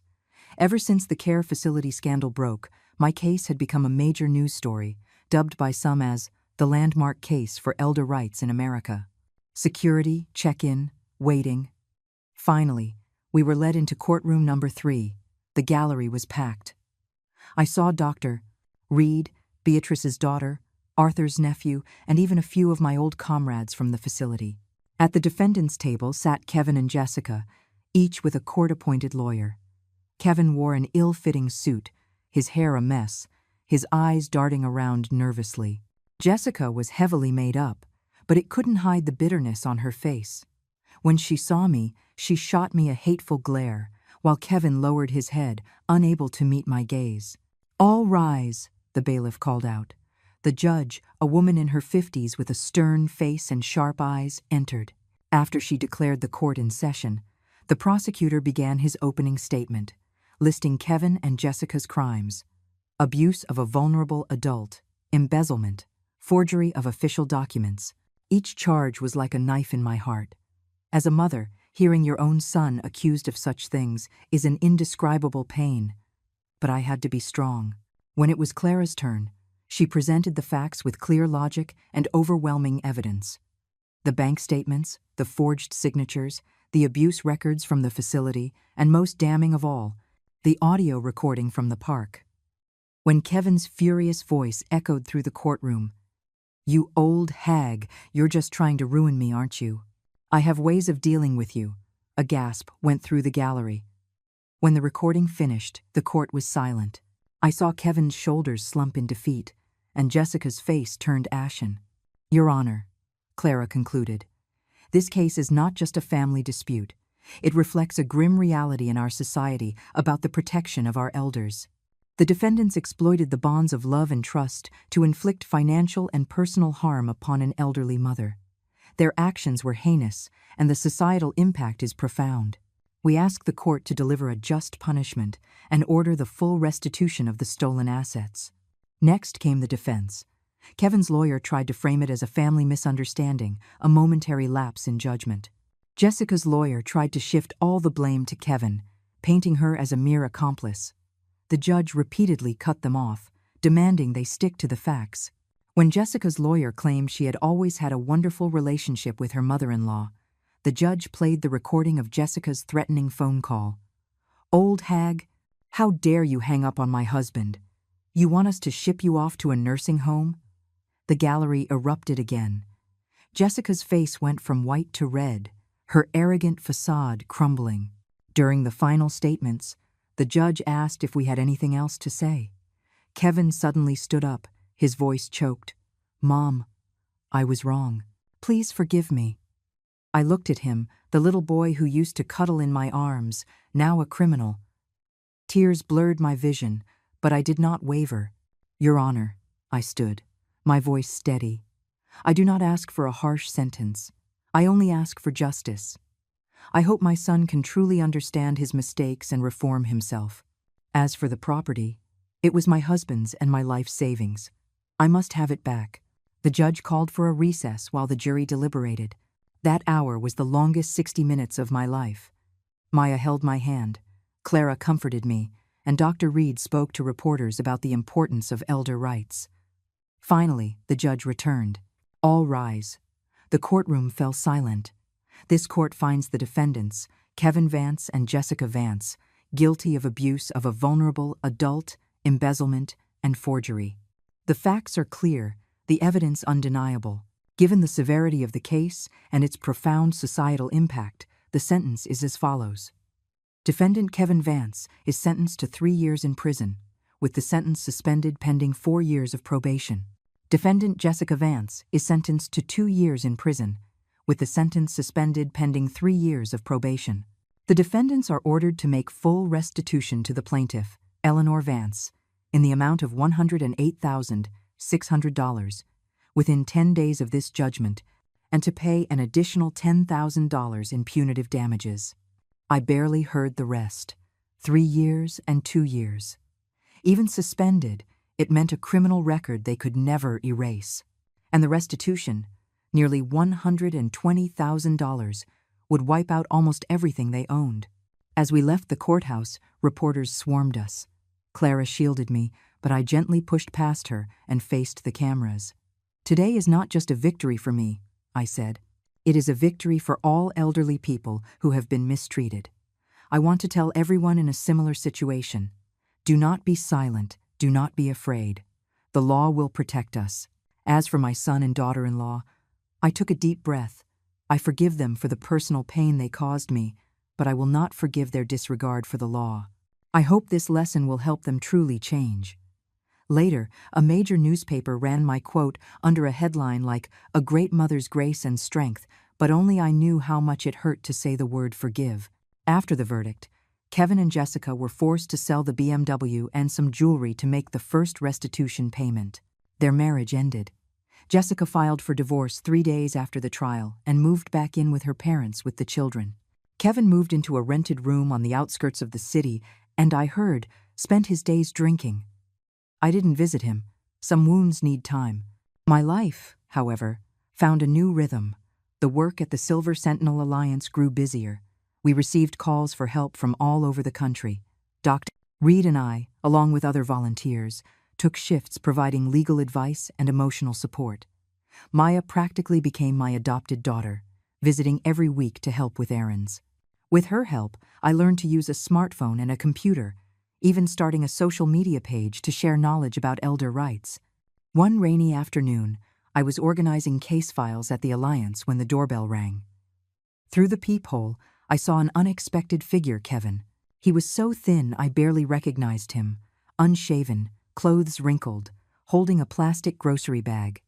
I hesitated, then opened the door, leaving the security chain on. "Mom," his voice was hoarse. "Can I come in?" "What is it?" I asked, staying cautious. I've come to pay you back." He held up the bag. "This is the last 10,000. I've paid it all off." I unlatched the chain and let him in, but I left the door ajar. Kevin stood awkwardly in the living room, not daring to sit. I took the money, counted it in front of him, and put it away. "Is there anything else?" I asked. He suddenly dropped to his knees, sobbing. "Mom, I was wrong. I truly know I was wrong. Jessica left me, the company fired me, my friends avoid me. I have nothing left." I fought the urge to help him up. "Kevin, this is the path you chose." I know. He clutched at my clothes. "Mom, can you forgive me?"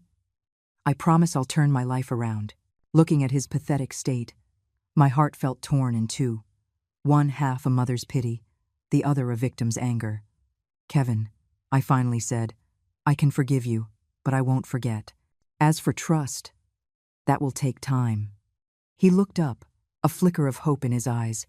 "Mom, thank you. You should go now," I interrupted. "When you've truly changed, then you can come find me." After Kevin left, I sat in front of my husband's portrait and wept. Forgiveness does not mean forgetting, nor does it mean things go back to how they were. Some cracks can never be fully mended, but life goes on. The next day, I went to the Alliance as usual. Dr. Reed told me our work had caught the attention of the National Council on Aging, and we might be invited to a symposium on elder rights protection. "Eleanor, you've become a celebrity," she laughed. I shook my head. "I don't want to be a celebrity. I just want to help more people like me." That evening, Maya came over for dinner, excitedly telling me the bank was giving her an award for her civic-mindedness and she might get promoted early. It's all because of you, Mrs. Vance. Her eyes sparkled. I smiled and put a piece of fish on her plate. Silly girl, it's because you have a good heart. Before bed, I checked the locks on the doors and windows, a habit from my time in the facility. Lying in bed, I thought back on the whirlwind of the past half year. From being deceived by my son, to being locked away, to fighting back and winning, and now to this new life, it felt like a dream. My phone buzzed. It was a text from Kevin. Mom, I found a job. Warehouse manager at a friend's factory. The pay isn't great, but I'm going to work hard. Good night. The simple words made my eyes well up. It was the first time he'd said good night to me since he was a teenager. I replied, work hard. Take care of yourself. Putting the phone down, I looked out at the starry sky. Robert, did you see? Our son? Maybe there's hope for him yet. And I'm starting a life that is truly my own.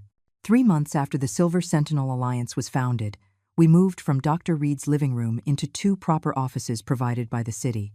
Our membership grew from a dozen to over 100, including 6 lawyers, 2 retired judges, and 4 counselors. I was officially the vice president, primarily responsible for the Property Fraud Prevention Project. This initiative was born from my own experience and that of several other members. The problem of children or relatives cheating seniors out of their homes was growing. Eleanor, look at this case. Dr. Reed handed me a file. An 80-year-old man, Mr. Henderson, was tricked by his grandson into signing over his house and is now homeless. I read the details, a familiar ache in my heart. Mr. Henderson's story was so similar to mine. His only grandson moved him in, promising to take care of him, then secretly had him sign transfer on death deeds.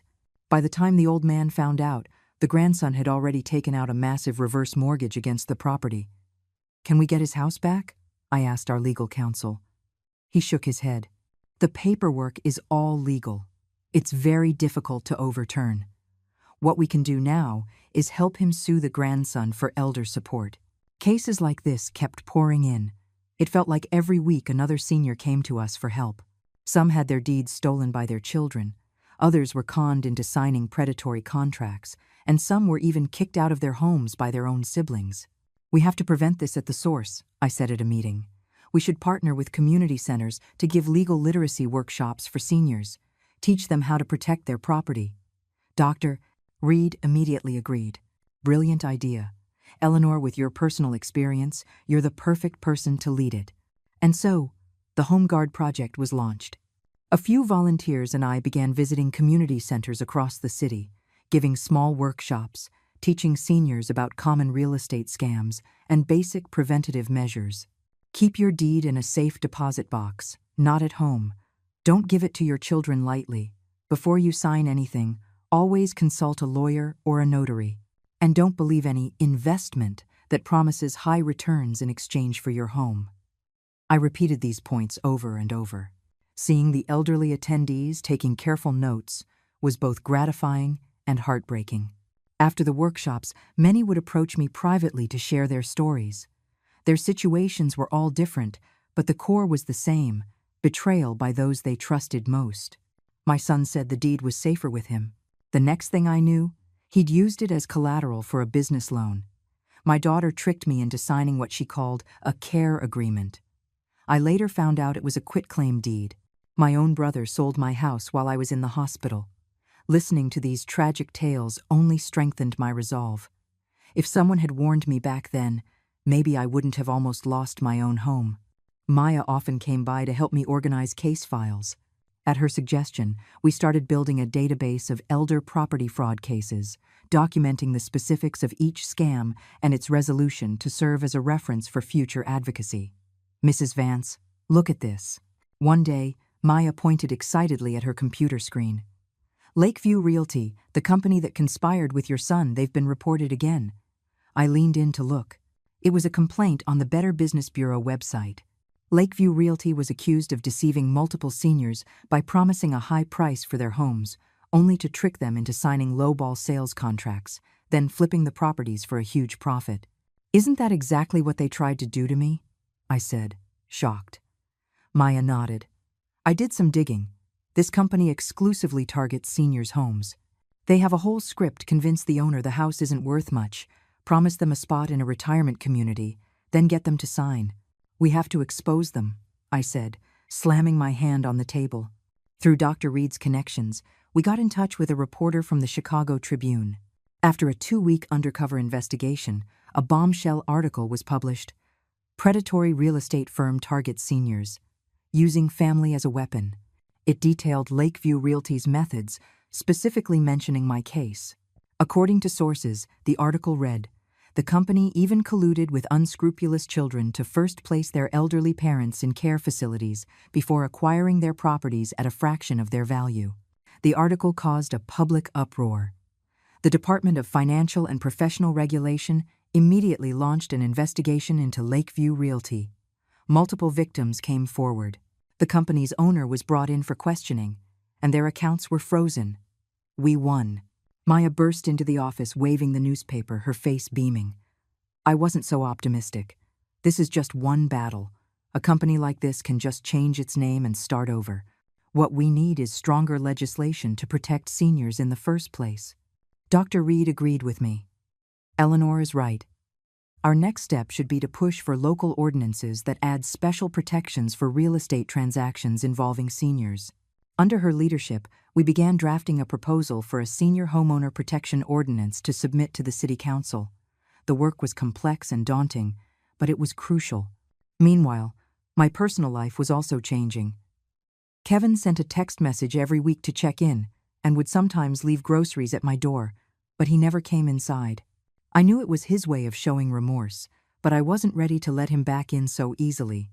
Maya became a regular fixture in my home, coming for dinner at least twice a week. Her cooking was getting better and better, and she always tried to make my favorite dishes. Watching her, I often felt like I had gained a daughter. "Mrs. Vance, how's the braised fish?" she would ask, waiting eagerly for my verdict. Perfect," I'd say with a smile, though still a little way to go to beat my husband's recipe.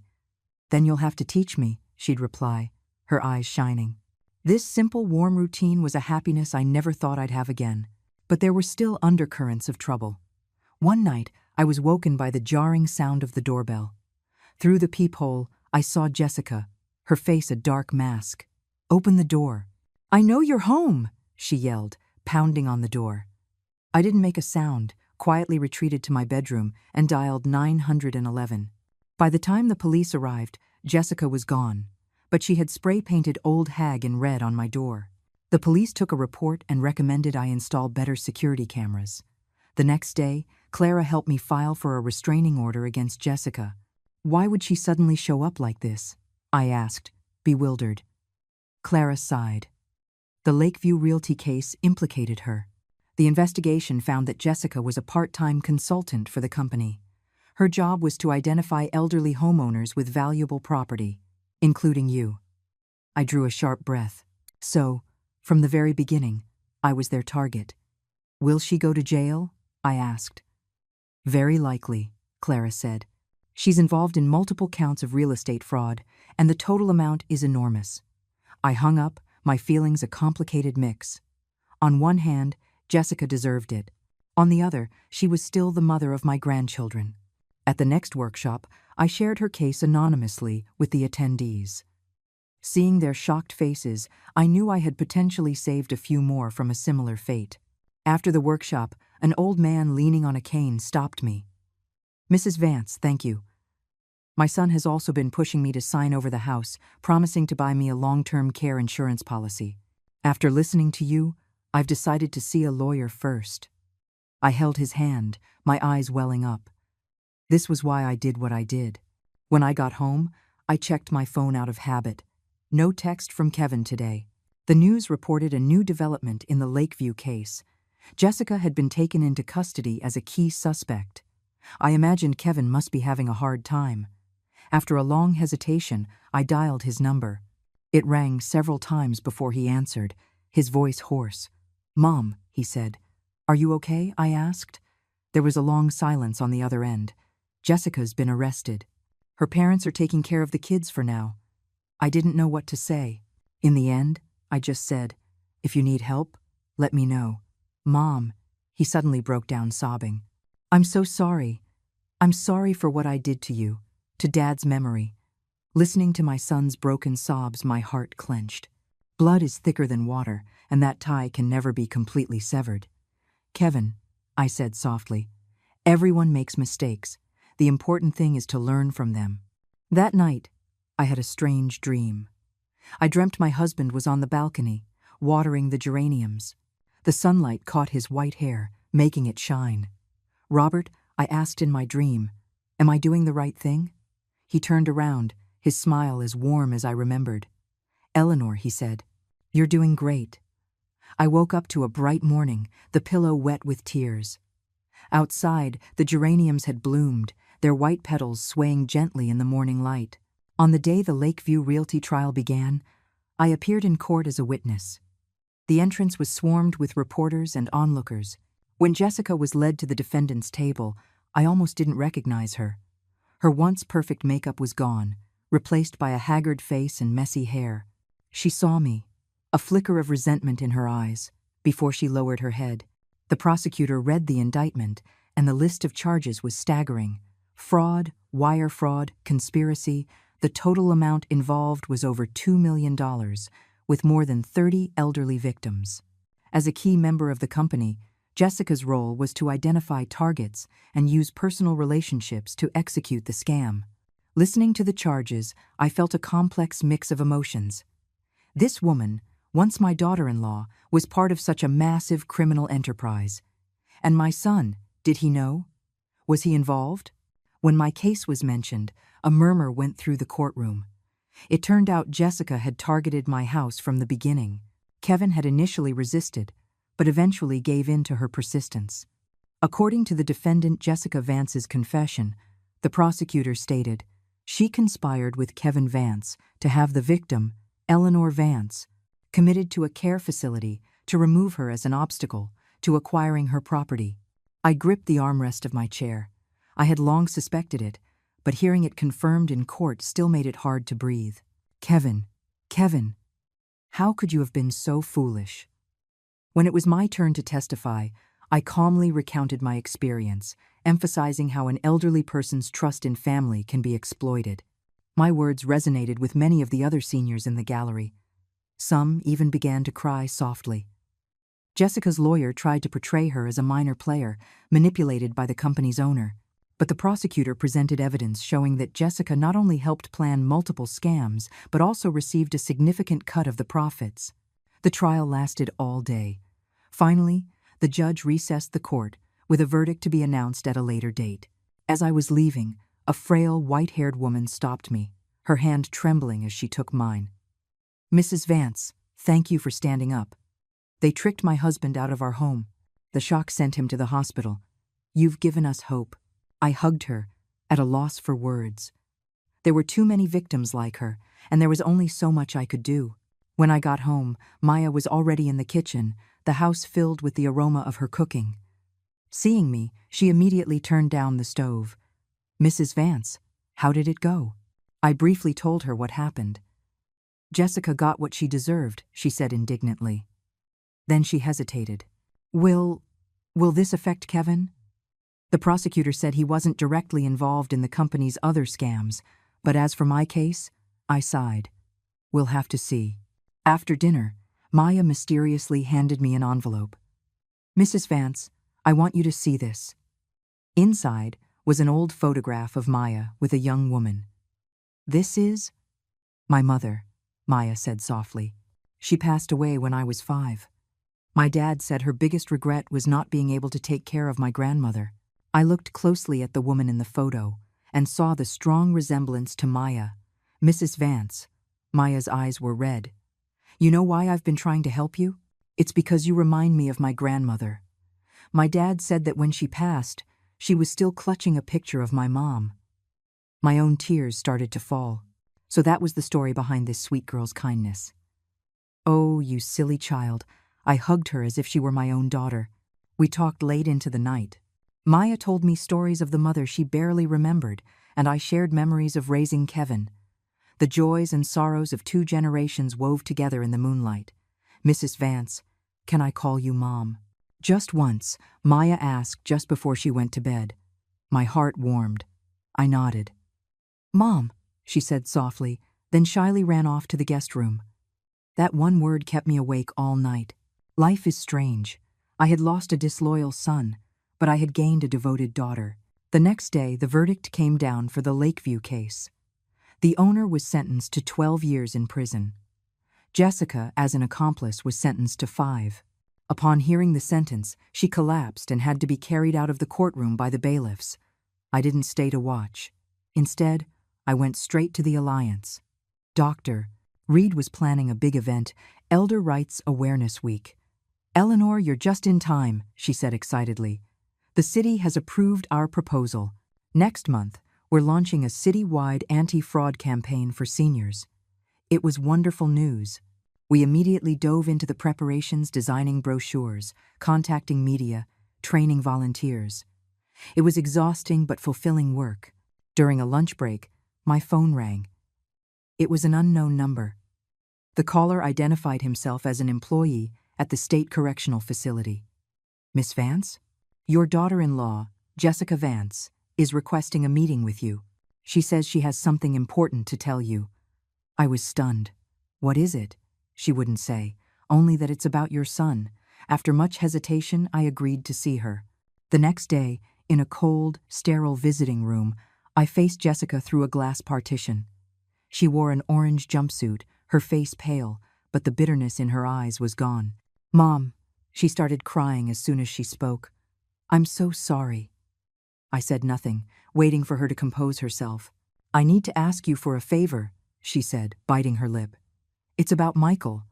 My parents are too old to care for him. And Kevin, he can't manage on his own." My heart clenched. "You want me to take care of my grandson?" She nodded, tears streaming down her face. "I know I have no right to ask, but Michael is innocent. He cries for his grandma every day." I closed my eyes, my grandson's sweet, smiling face appearing in my mind.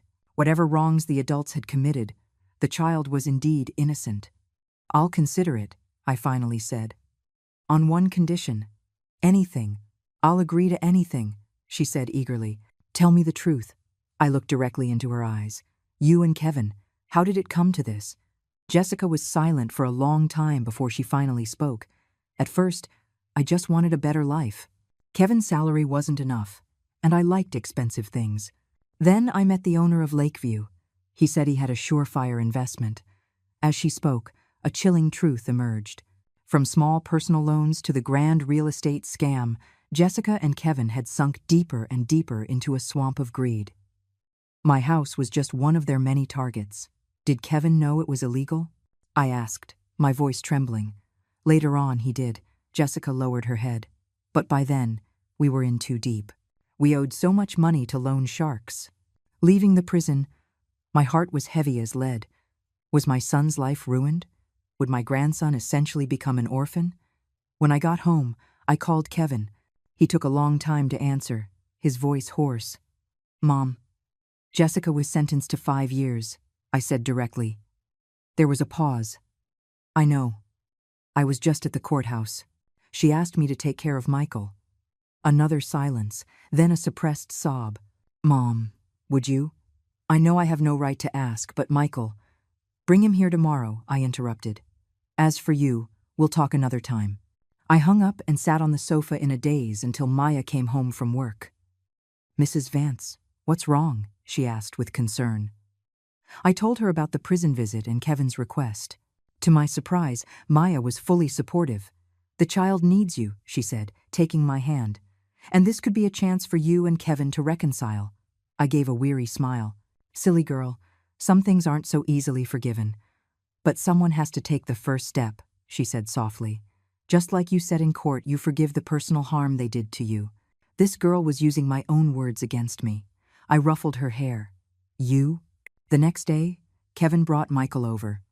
In the 6 months I hadn't seen him, my grandson had grown taller, but his face was thin and pale. He was shy when he saw me. "Michael, say hi to Grandma," Kevin urged him. "Grandma!" Michael suddenly burst into my arms and started crying.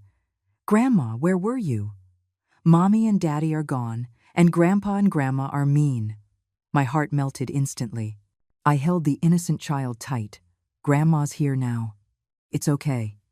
Kevin stood by, his eyes red. I let him in but didn't say much. I spent the entire afternoon playing with Michael, reading him picture books, feeling like I had gone back in time to when Kevin was that age. When Kevin was about to leave with Michael that evening, the boy refused to go, crying his heart out. I want to stay with Grandma. I want to stay with Grandma. Looking at my grandson's tear-streaked face, I made a decision. He can stay here tonight. You can bring his things tomorrow. Kevin nodded gratefully. As I walked him to the door, he suddenly knelt down and bowed his head to the floor. Mom, I am so sorry. I didn't help him up. I just said quietly, "Go. Come back early tomorrow." Closing the door, I held the sleeping child in my arms, a flood of emotions washing over me. Would this child become the new bond between me and Kevin? I didn't know. But I knew that my life was about to change again. Before bed, I sent a text to Maya. "Can you help me buy some things for a child tomorrow? Michael is staying for a while." She replied instantly, "That's wonderful. I'll go first thing in the morning." Mom. Looking at that word, Mom, I smiled and put down my phone. Life always finds a way to give you new hope when you least expect it. 3 days after Michael moved in, Maya basically moved in too, becoming a full-time nanny. She insisted on staying in the guest room, saying it would be easier to help care for both Michael and me. "You're getting older. Taking care of a child is exhausting," she said, while feeding Michael his dinner. Besides, I was great at taking care of my little brother and sister. I smiled, watching her bustle about. With Michael here, the house was suddenly full of life and laughter again. Kevin came by every day after work to see his son, sometimes bringing fruit or toys. He was reserved and polite, a stark contrast to his old self. We tacitly avoided the past, focusing instead on the child's growth and education. A month later, the Silver Sentinel Alliance's Elder Rights Awareness Week officially kicked off. At the opening ceremony, I gave a speech as the vice president, sharing my story and what I had learned. The audience was filled with seniors, their families, and many reporters. "The elderly are not a burden on society," I said into the microphone. "We are a treasure. We have the right to a dignified old age and the right to protect our property." After the speech, many people crowded around me. One woman on a cane stood out. She had come all the way from the suburbs just to learn how to stop her son from selling her house. "Mrs. Vance," she said, wiping away tears, "my son and his wife are pressuring me to sign over the house. They say if I don't, they won't let me see my grandson." I patiently explained how to secure a deed, how to create a notarized will, and gave her our helpline number. Watching her determined walk as she left, my resolve grew even stronger. During the week-long event, we held dozens of workshops and consultations across the city. The media coverage was extensive, and Silver Sentinel became a household name. City officials even visited our booth and promised to support related legislation. "Mrs. Vance, you're a star," Maya said, holding up a newspaper with my photo. I shook my head. "What matters is how many people we help, not who becomes famous." And we did help. We received hundreds of pleas for assistance, with over 30 related to property disputes. The Alliance's legal team was swamped, but every case we resolved was a victory. Meanwhile, my relationship with Kevin continued to evolve. He started helping with small repairs around the house and took Michael to the park on weekends. Though we still didn't talk much, the ice between us was slowly melting. One rainy afternoon, Kevin suddenly asked me, "Mom, do you hate me?" I was making tea, and my hand jerked, spilling hot water. "I did," I said. "But now, it's more regret." "I know I was wrong," he said, looking down like a chastened child. "I've been thinking a lot. I failed you and Dad." I said nothing, just handed him a cup of tea. "Mom, I want to start over," he said, looking me in the eye. "I quit my old job. I'm going to open a small grocery store with a friend, live an honest life." I nodded. "That's good. Could you lend me some startup money?" he asked cautiously. "I'll sign a promissory note. I'll pay it all back." In the past, I would have agreed without a second thought. But now, I had learned to be cautious. Kevin, for money, you should go to a bank. If you have a solid business plan, they will give you a loan. His face flushed, but he didn't argue. You're right. I'll try. Watching his disappointed figure leave, I felt a pang of sympathy but stuck to my principle. True love isn't about unconditional giving. It's about helping someone stand on their own 2 feet. To my surprise, 2 weeks later, Kevin actually secured a small business loan. The store opened successfully. On opening day, Maya, Michael, and I went to show our support. It was a small store, but seeing Kevin busy and energetic, I saw a glimpse of the son I used to know. Mom, look, I stocked your favorite jasmine tea, he said, pointing to a shelf. That small detail made my eyes well up. He still remembered. On the way home, Maya said, Mrs. Vance, Kevin has really changed. Yes, I sighed. I hope this time it's for real. Before we knew it, it was time for Michael to start preschool. We chose a public school close to home. On his first day, he cried and clung to my leg. Grandma, don't go. Michael, be a good boy, I said, crouching down to wipe his tears. Grandma will be back to pick you up this afternoon. There are lots of friends and fun toys here. After much coaxing, the teacher finally got him into the classroom. Maya and I watched from the window until we saw him slowly start to play with the other children. Mrs. Vance, you're such a wonderful grandmother, Maya said, taking my arm. I smiled. I'm just doing what needs to be done. Returning to an empty house felt strange. I was about to tidy up Michael's toys when the doorbell rang. It was a delivery man with a rectangular package. Inside was a beautifully framed portrait of Michael, painted with remarkable likeness. A card was attached. To the best grandma, forever your loving Michael. P.S. Dad helped me pick this out. The tears came instantly. This would become the most precious decoration in my living room. When I picked Michael up that afternoon, he proudly showed me his artwork, a crayon drawing with the word Grandma scrawled on it. Teacher said mine was the best, he announced. I kissed his cheek. You're amazing, Michael. Life settled into a peaceful, fulfilling rhythm. My work at the Alliance, Michael's childhood, Kevin's recovery, Maya's companionship, my life was full. Jessica occasionally wrote from prison to ask about Michael. I always replied in detail, enclosing photos. Whatever she had done, she was still his mother.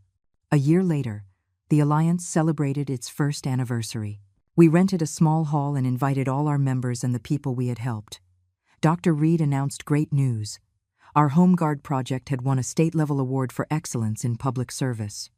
This award belongs to all of us, Dr. Reed said emotionally, especially to our Vice President, Eleanor Vance. Her courage is an inspiration to us all. Amid thunderous applause, I stood on the stage, looking at the sea of silver-haired faces, my heart full. Over the past year, we had helped hundreds of seniors, stopped dozens of scams, and even contributed to the passage of 2 local ordinances. After the ceremony, I took Michael and Maya to Kevin's store.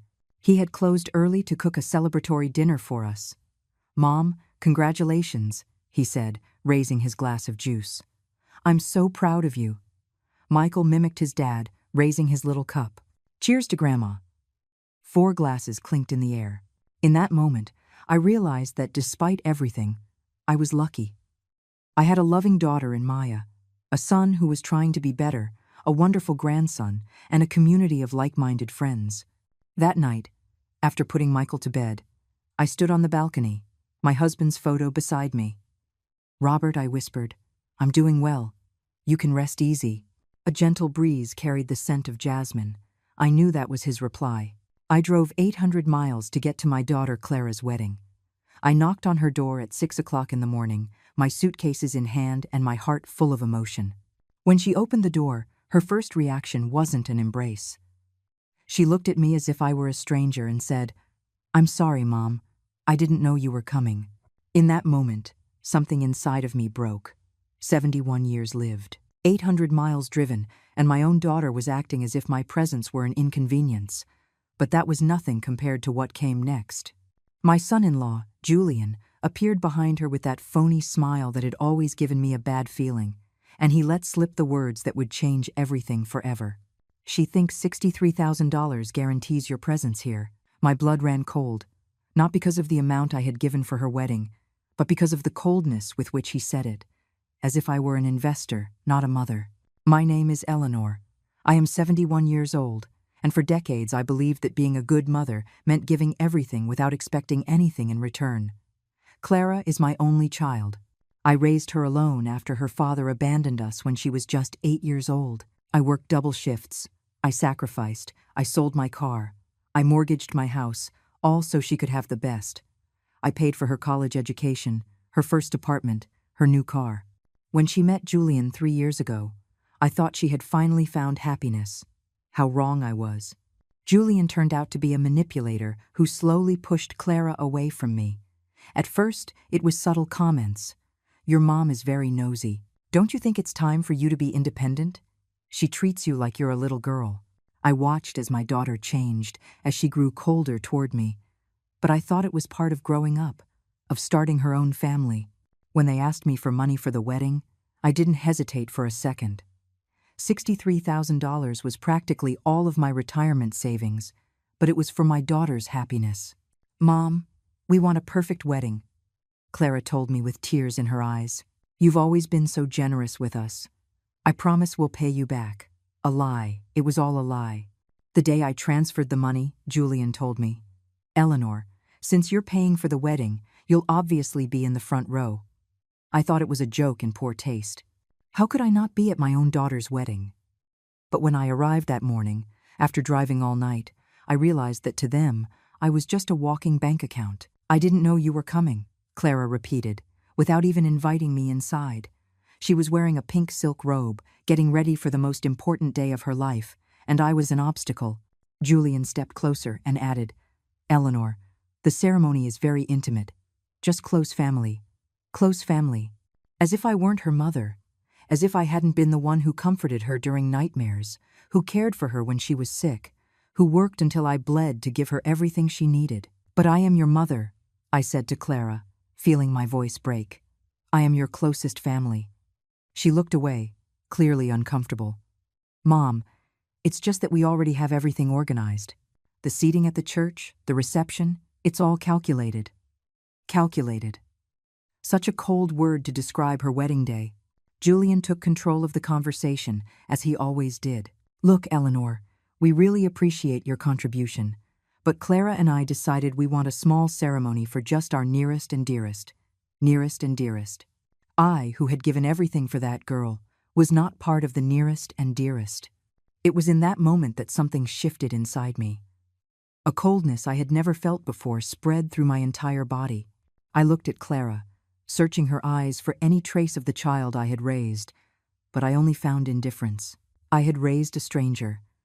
I had loved someone who saw me as an ATM. I understand, I finally said, with a calmness that surprised even me.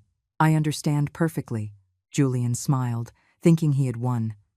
Clara sighed in relief, believing the awkward moment had passed. But they didn't know that I had secrets too. Secrets that were about to change all the rules of the game. I walked to my car with my dignity intact, but my heart in pieces. As I started the engine, I took out my phone and dialed my bank. Good morning. I need to freeze a transfer I made 2 weeks ago. The voice on the other end of the line was professional and efficient. Of course, ma'am. What is the reason? Family fraud, I replied without hesitation. In 5 minutes, the $63,000 were frozen. Clara's perfect wedding had just turned into her worst nightmare, but this was only the beginning. As I drove back into the city, my phone started ringing. Once, twice, 3 times. I let it ring. I knew exactly who it was and why they were calling. The bank notification had arrived in Clara's account. Transfer frozen by sender. I could imagine Julian's face when he found out. I could imagine the panic in my daughter's eyes when she realized her perfect wedding was falling apart. But I wasn't going to answer. Not yet. After so many years of being the mother who was always available, who always solved the problems, who always said yes, it was time for them to learn what desperation felt like. It was time for them to know what it meant to need someone and have that person not be there. I checked into the most elegant hotel in the city, not the cheap motel where I always stayed when I came to visit them. This time, I wanted luxury. I wanted to feel valued, even if it was by strangers who treated me with respect in exchange for money. The receptionist gave me a genuine smile when I checked in. "Welcome, Mrs. Eleanor. We hope you enjoy your stay." How different it was to be treated like a distinguished guest instead of a nuisance. In my room, a suite with a view of the lake, I poured myself a glass of wine and sat down to wait. I didn't have to wait long. My phone exploded with calls. First call, Clara. Second call, Julian. Third call, Clara again. Fourth call, an unknown number, probably Julian from another phone. Fifth, sixth, seventh call. I let them all go to voicemail. Finally, I decided to listen to the messages. Clara's voice sounded desperate. "Mom, please, I need to talk to you. There was an error with the bank. Call me, please." An error. How convenient to call it an error now that she needed my money. The second message was from Julian, and his tone was completely different. "Eleanor, I don't know what little game you're playing, but this is serious. We have vendors to pay, a hall reserved, guests coming from out of state. Fix this immediately." A little game. That word made me laugh. Because if this was a game, I had just changed the rules, and they didn't know I held all the winning cards. But what really shocked me was the third message, also from Julian. "Listen to me, you old woman.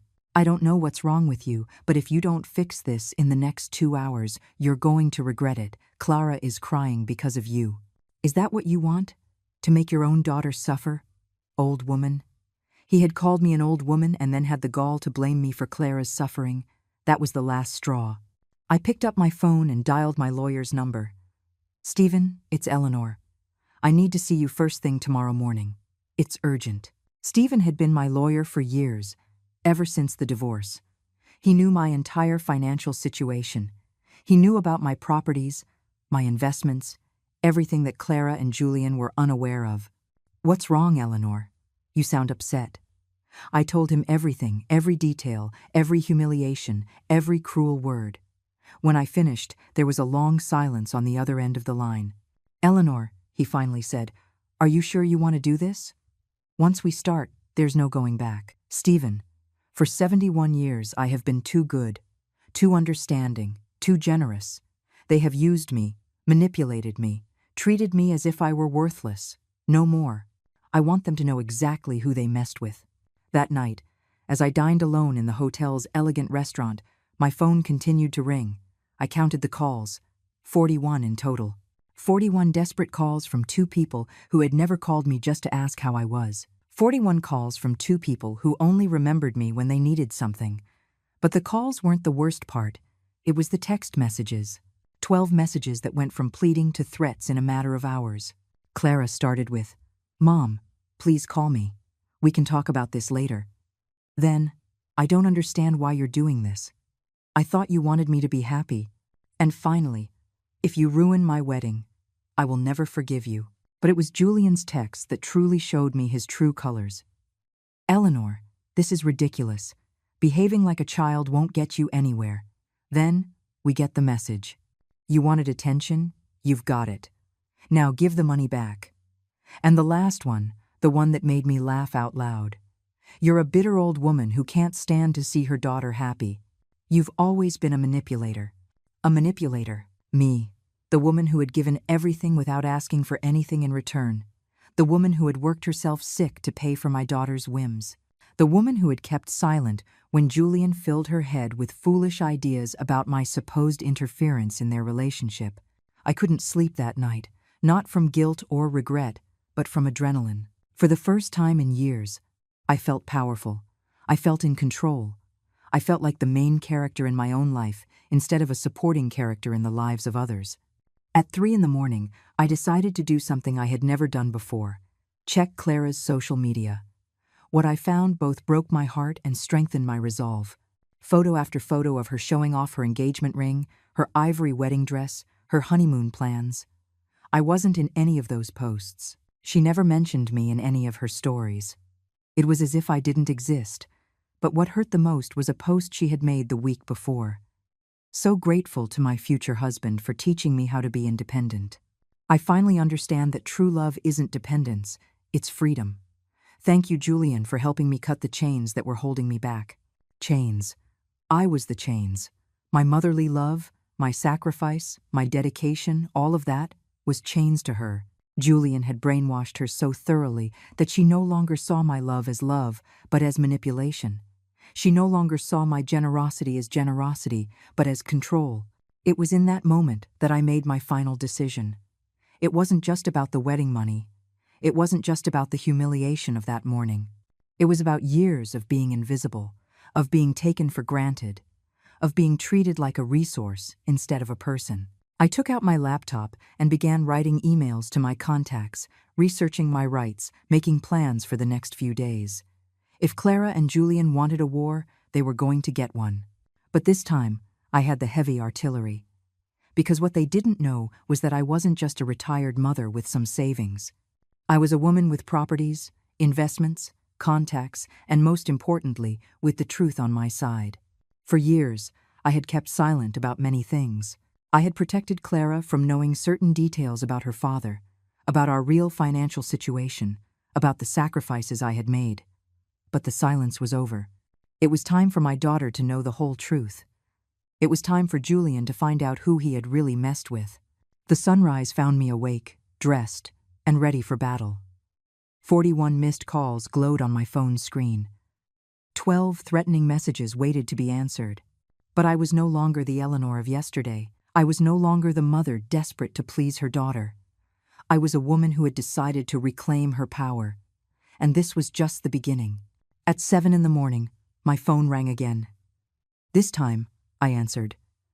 It was Clara, and her voice sounded broken. "Mom, please, we need to talk. Come to the house." Her tone had completely changed. It was no longer the coldness of yesterday, but pure desperation. "Good morning, Clara," I replied with a calm that surprised even me. "How did you sleep?" "Mom, don't play games with me. You know exactly why I'm calling. The bank says you froze the money. Why would you do something like that?" Her voice broke at the end of the sentence. For a moment, I almost felt pity. Almost. But then I remembered her words from yesterday. "I didn't know you were coming." I remembered Julian's contemptuous face. I remembered how they had treated me like a stranger after I drove 800 miles to be there on the most important day of her life. "Clara, I think it's time we had a conversation we should have had a long time ago," I said, "but it's not going to be at your house. If you want to talk to me, we'll meet in the lobby of the Lakeshore Grand Hotel at 10 o'clock, and you come alone." "Alone? Why alone? Julian is my husband. He has a right to be present in our family conversations." There it was again. Julian controlling even the conversations between a mother and daughter. "Clara, Julian is not your husband yet. And if you want me to unfreeze that money, you either come alone or you don't come at all. You decide." There was a long silence. I could imagine her consulting with Julian, asking for permission to speak with her own mother. Finally, she sighed. "Fine, I'll be there at 10. She hung up without saying goodbye. How far my little girl had strayed from the loving daughter who used to say, "I love you, Mom," before hanging up the phone. But I had more important things to do before that meeting. I called Stephen. "Good morning. Can we move up our appointment? I need to see you before 10. "Of course, Eleanor. How serious is this?" "Stephen, we're going to change my will. Completely." An hour later, I was in Stephen's office, signing documents that Clara could never have imagined existed. "Are you absolutely sure about this, Eleanor?" He asked me for the third time. "This is a very drastic decision." I looked him straight in the eye. "Stephen, for years, I have been a mother. I have put my daughter's needs before my own. I have sacrificed my happiness, my comfort, my dreams for her. And yesterday, I discovered that to her, I am just a bank account. I am more sure of this than anything else in my life." The documents were ready. Stephen explained every detail, every consequence. "Once you make this public, Clara is going to know exactly what she's losing. Are you prepared for that conversation?" I smiled for the first time in 24 hours. "Stephen, I've been preparing for that conversation my whole life. I just didn't know it." I arrived at the hotel 5 minutes before 10. Clara was already there, sitting in a lobby armchair with her eyes red from crying. She was wearing a light green dress I had given her last year for her birthday. She looked small, fragile, like the little girl I used to comfort when she had nightmares. For a second, my mother's heart softened, but then I remembered Julian's words. She thinks $63,000 guarantees your presence. Mom, she said, standing up as she saw me, and tried to hug me. I took a step back. Sit down, Clara. We have a lot to talk about. Her eyes filled with tears when she saw me reject her embrace. Mom, why are you acting like this? I don't recognize you. You don't recognize me? That's interesting, because I didn't recognize my daughter yesterday when she shut the door in my face. After I drove 800 miles to be at her wedding, I sat across from her, maintaining the distance. Tell me, Clara, at what point did you decide that your mother didn't deserve to be at the most important day of your life? Mom, it wasn't like that. It's just complicated. Complicated? What a convenient word to avoid taking responsibility. Julian thought it would be better to have an intimate ceremony for only the closest family. And I'm not close family. The woman who gave birth to you, who raised you alone, who worked double shifts to give you everything you needed, she's not close family? The tears started to stream down her cheeks. Of course you're close family. You're my mother. But Julian says you've always been very intense with me, that I need space to create my own family. Intense. That's the new word they found to describe my motherly love. I leaned forward. Clara, let me ask you a very simple question. Who paid for your college? You did, Mom, but who bought you your first car? You did. But who lent you the money for the apartment where you live now? You did, but I don't see what that has to do with anything. And who gave you $63,000 for your perfect wedding? Her face turned pale. You did, Mom. You've always been generous with me. That's why I don't understand why now. Why now what, Clara? Why now am I refusing to be treated like an ATM? Why now am I refusing to be invisible in my own daughter's life? You're not invisible. You're very important to me. Her voice sounded desperate. Important. Clara, yesterday, your fiancé told me that you two believed $63,000 guaranteed my presence at the wedding, as if I were a guest who had bought a ticket, as if my place in your life depended on how much money I gave you. Julian didn't mean it like that. He was just nervous about the wedding. You know how people get when they're stressed. There she was again, defending Julian, justifying the unjustifiable. Clara, do you know what the saddest part of all this is? You can't even see when someone is manipulating you anymore. Julian has brainwashed you so well that you now believe your mother's love is toxic. He hasn't brainwashed me. Julian helps me be independent. He helps me grow as a person. Independent. How ironic. Independent, Clara. You're not independent. You've gone from depending on me to depending on him. The difference is, I never made you feel guilty for needing me. That's not true. Julian truly loves me. He wants what's best for me. What's best for you, and what's best for you includes humiliating your mother on your wedding day? It includes treating me like a stranger after everything I've done for you? Clara stood up, clearly agitated. Mom, stop. I came here to ask you to unfreeze the money. The wedding is tomorrow. We have everything paid for with that money. If you don't release it, we're going to be humiliated in front of all our guests. Oh, so now you need me. Now I'm important. What a coincidence that your filial love shows up just when you need something from me. I stood up too, looking her directly in the eye. Tell me one thing, Clara. In the last 6 months, how many times did you call me just to see how I was doing? How many times did you come to visit me without asking for something? Her silence was more eloquent than any answer. Exactly. 0 times. The only time you talk to me is when you need something. Money, favors, for me to watch your dog when you go on trips. But you never call just because you miss your mother. That's not true. I love you, Mom. You love me? Really? Then tell me, when was the last time you said I love you without it being attached to a request for money? Again, the silence. Another nail in the coffin. Clara, I'm going to tell you something I've never told you. Something I've kept secret all these years because I wanted to protect you. Her eyes widened with curiosity and fear. When your father left us, I had 2 options. I could have gone with him, as he asked, and left you with my sister. Or I could stay with you and raise you by myself. Dad asked you to go with him? Her voice was barely a whisper. Yes, Clara. Your father asked me to leave everything and go with him to start a new life without you. He said you were too young, that you wouldn't remember us, that my sister would raise you well. Tears streamed freely down her face now. I chose to stay with you. I chose to be a single mother. I chose to sacrifice my chance at a new life because you were more important than anything in the world. My own voice broke, and now, 43 years later, my own daughter treats me like I'm an inconvenience. Mom, I didn't know. No, Clara, you didn't know because you never asked. You were never interested in how much it cost to raise you alone. You were never interested in how many nights I stayed up wondering if I was doing the right thing. You were never interested in the fact that I turned down 3 marriage proposals because no man was ever going to be more important than my daughter. The hotel lobby had become our stage of pain. Other guests glanced at us discreetly, but I no longer cared. This conversation had to happen. Do you know what the most painful part of all this is, Clara?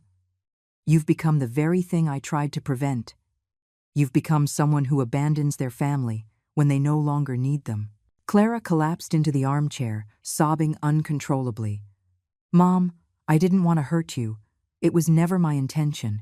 It's just that Julian says, Enough, I shouted, and the entire lobby turned to look at us. Enough of, Julian says. Julian thinks. Julian's opinion. Where is Clara in all of this? Where is my daughter who had a mind of her own? I don't know what to say. Her voice was that of a lost child. Julian helps me see things differently. He says you've been very controlling, that you never let me grow up. Controlling. There was that word again. Clara, tell me something. When have I controlled you? When have I forbidden you from doing something you truly wanted to do? Well, you always had an opinion about my boyfriends. An opinion, not a prohibition. Remember David? That boy who hit you in college. Do you remember what I told you? Her eyes filled with recognition. You told me that no man had the right to lay a hand on me. Exactly. And was that control? Or was that a mother's protection? It was protection, she admitted in a low voice.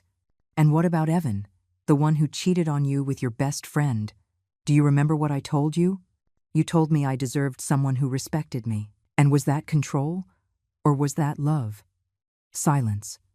So, explain to me how Julian has convinced you that my love is control and his manipulation is freedom. Clara fell silent, processing my words. I could see the confusion in her eyes, the internal struggle between what she felt and what she had been taught to think. Mom, Julian doesn't manipulate me. He loves me. He loves you, Clara? A man who loves you doesn't push you away from your mother. A man who loves you doesn't make you choose between him and your family. A man who loves you doesn't convince you to treat the person who has loved you most in your life poorly. But he says I need to be independent. Clara, look around you. Look at this luxurious hotel where I'm staying. Do you think a dependent woman can afford this? Do you think a woman with no resources can freeze $63,000 as if it were pocket change? Her eyes widened in surprise. I hadn't thought of that. No, because Julian has made you believe I'm a needy old woman who depends on you too. But the reality is very different, my love. I took out my phone and showed her the screen. This is my main bank account. Read the figure. Her eyes widened like saucers. Mom, is this real? Very real. And this is just one of my accounts. Do you want to see the others? I don't understand where all this money came from. Work, smart investments, properties I bought when you were little. Remember those weekends I would take you to visit friends? I was actually looking at properties, making investments, building a future for both of us. Clara put her hands to her mouth. All this time you've had so much money, and you never told me. For what? So you would love me for my money? So Julian would set his sights on my bank account instead of your heart? I wanted you to love me for who I am, not for what I have. But Mom, if you have so much money, why did you work so hard? Why did you always say money was tight? Because I wanted to teach you the value of hard work. I wanted you to know that good things are earned. I wanted to raise you with values, not with whims. The tears returned to her eyes. Mom, I feel awful. I didn't know any of this. No, Clara, You didn't know because you never asked. In all these years, you were never interested in how I was really doing, what plans I had, what I dreamed for my future. You were only interested in what I could give you. That's not true. Her voice was less convincing each time. No? Then tell me. Do you know what my favorite color is? Silence. Do you know what my favorite food is? More silence. Do you know what I like to do in my free time? The silence was deafening. You know nothing about me, Clara. To you, I'm just Mom, the one who solves problems and gives money. But I am Eleanor. I am a 71-year-old woman with tastes, preferences, dreams, and plans. I am a whole person, not just your mother. Mom, Let me finish. Yesterday, when Julian said you two thought $63,000 guaranteed my presence, he confirmed what I already knew. To you two, my value is measured in money. As long as I can give, I'm useful. When I can't, I'll be disposable. Don't say that. You know I love you. You love me? Then answer this. Why, on your entire social media page, in all your wedding photos, in all your posts about your happiness, do I never appear? Why do you never mention me? Why is it as if I don't exist in your life? Clara hung her head in defeat. Julian says that posting too much about family is in poor taste. And what do you say? What do you think? Or do you not think for yourself anymore? My voice hardened. Clara, when was the last time you made a decision without consulting Julian? He's my partner. It's normal to consult him on things. Normal?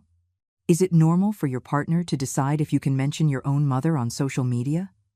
Is it normal for your partner to have an opinion on whether your mother can come to your wedding? He just wants to protect me. Protect you from what? From your own mother? I leaned forward, staring at her intently. Clara, I'm going to tell you something I hope you understand. Julian doesn't protect you from me. He isolates you from me. And there is a huge difference. I don't understand the difference. Protection gives you tools to face the world. Isolation takes away your tools so that you depend on the person isolating you. Julian doesn't want you to be strong. He wants you to be dependent on him. But he makes me feel special. Special or needed? Clara, have you ever wondered why Julian never had a problem with me paying your expenses, but he does have a problem with me maintaining a close relationship with you? Clara frowned, thinking, I hadn't looked at it that way. Of course not, because he's very clever. He lets you receive my money, but not my love. He lets you benefit from my generosity, but not from my wisdom. He makes you my heir, but not my daughter. Mom, you're confusing me. No, Clara. I'm clarifying things for you. For the first time in years, I'm telling you the unfiltered truth. I leaned back in the armchair, emotionally exhausted. Now tell me, what's more important to you? The money for your wedding or the relationship with your mother? Both. Why do I have to choose? Because yesterday, you two already chose. You chose the money when you closed the door on me. You chose the money when you treated me like a vendor instead of a mother.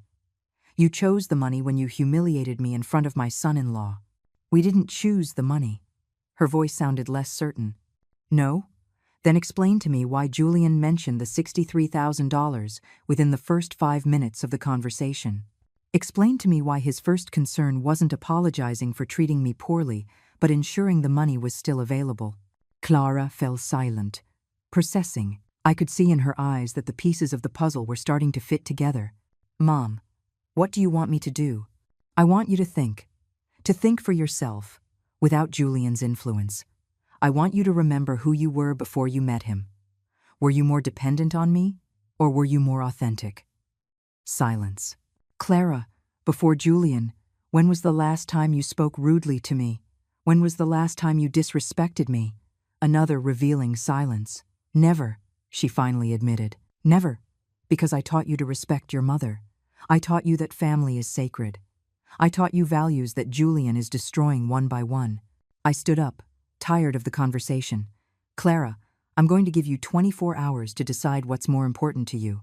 If by this time tomorrow you haven't made a decision, I will make one for you, and I assure you, you won't like my decision. What decision, Mom? What are you going to do? That depends on you. But remember something. I have lived 71 years without Julian. I can perfectly well live another 20 without him. The question is, can you live without your mother? I walked away, leaving her there, sobbing in the hotel lobby. But this time, her tears didn't stop me. This time, my pain was stronger than my maternal instinct to comfort her. Because it was time for Clara to learn that actions have consequences and that a mother's love, though infinite, is not unconditional when it comes to respect and dignity. That afternoon, I dedicated myself to doing something I hadn't done in years, taking care of myself. I went to the hotel spa, got a massage, a manicure, a pedicure. I got my hair cut at the fanciest salon in the city.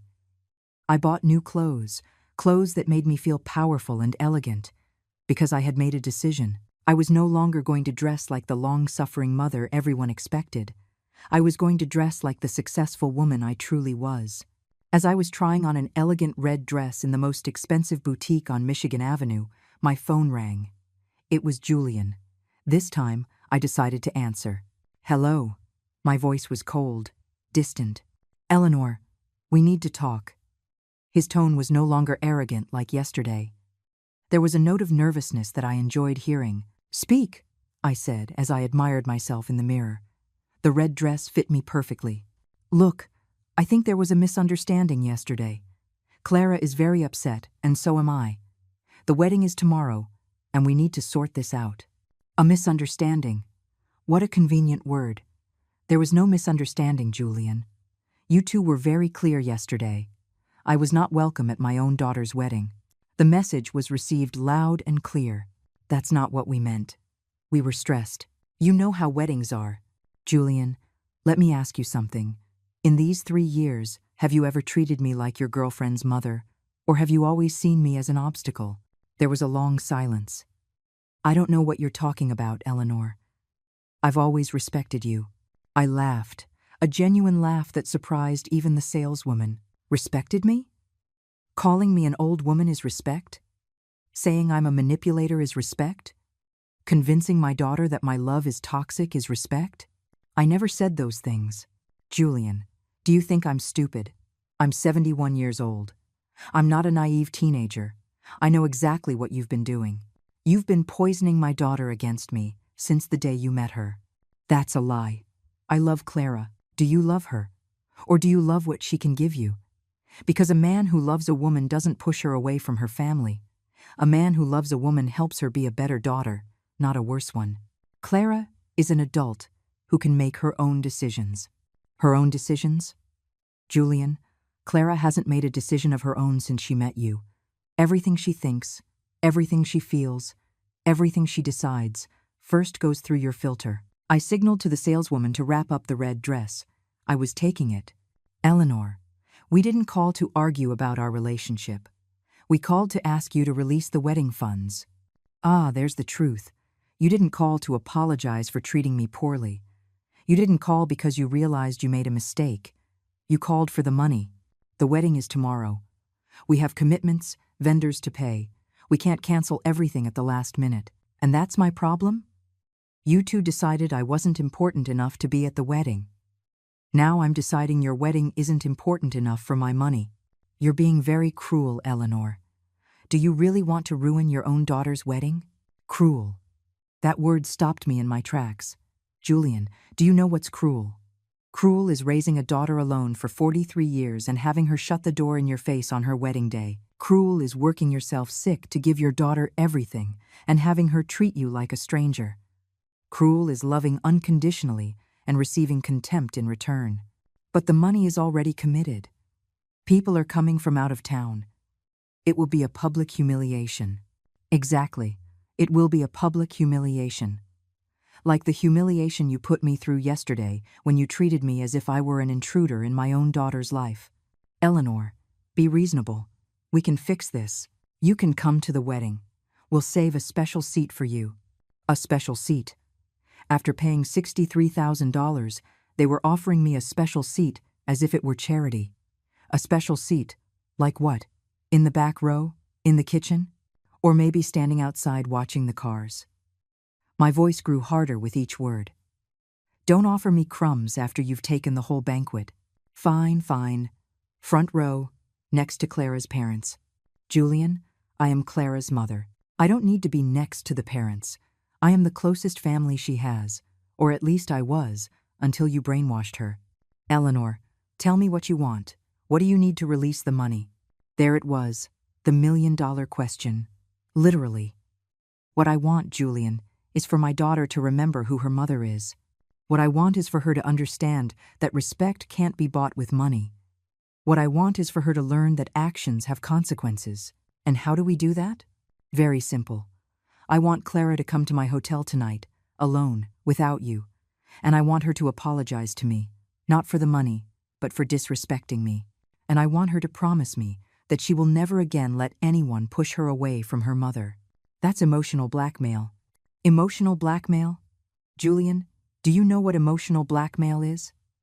It's convincing a daughter that her mother is toxic so you can control her better. It's making a woman feel guilty for loving her family.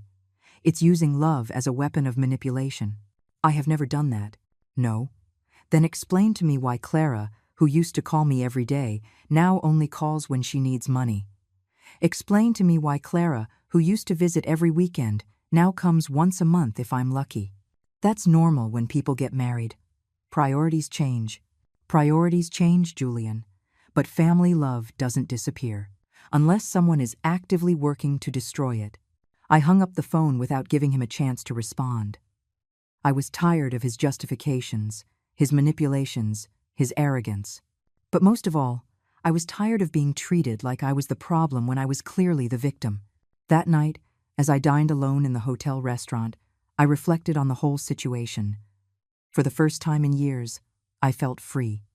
Free from the constant worry of pleasing Clara, free from the anxiety of doing something wrong that might push her away, free from walking on eggshells so as not to upset Julian, because I had understood something fundamental.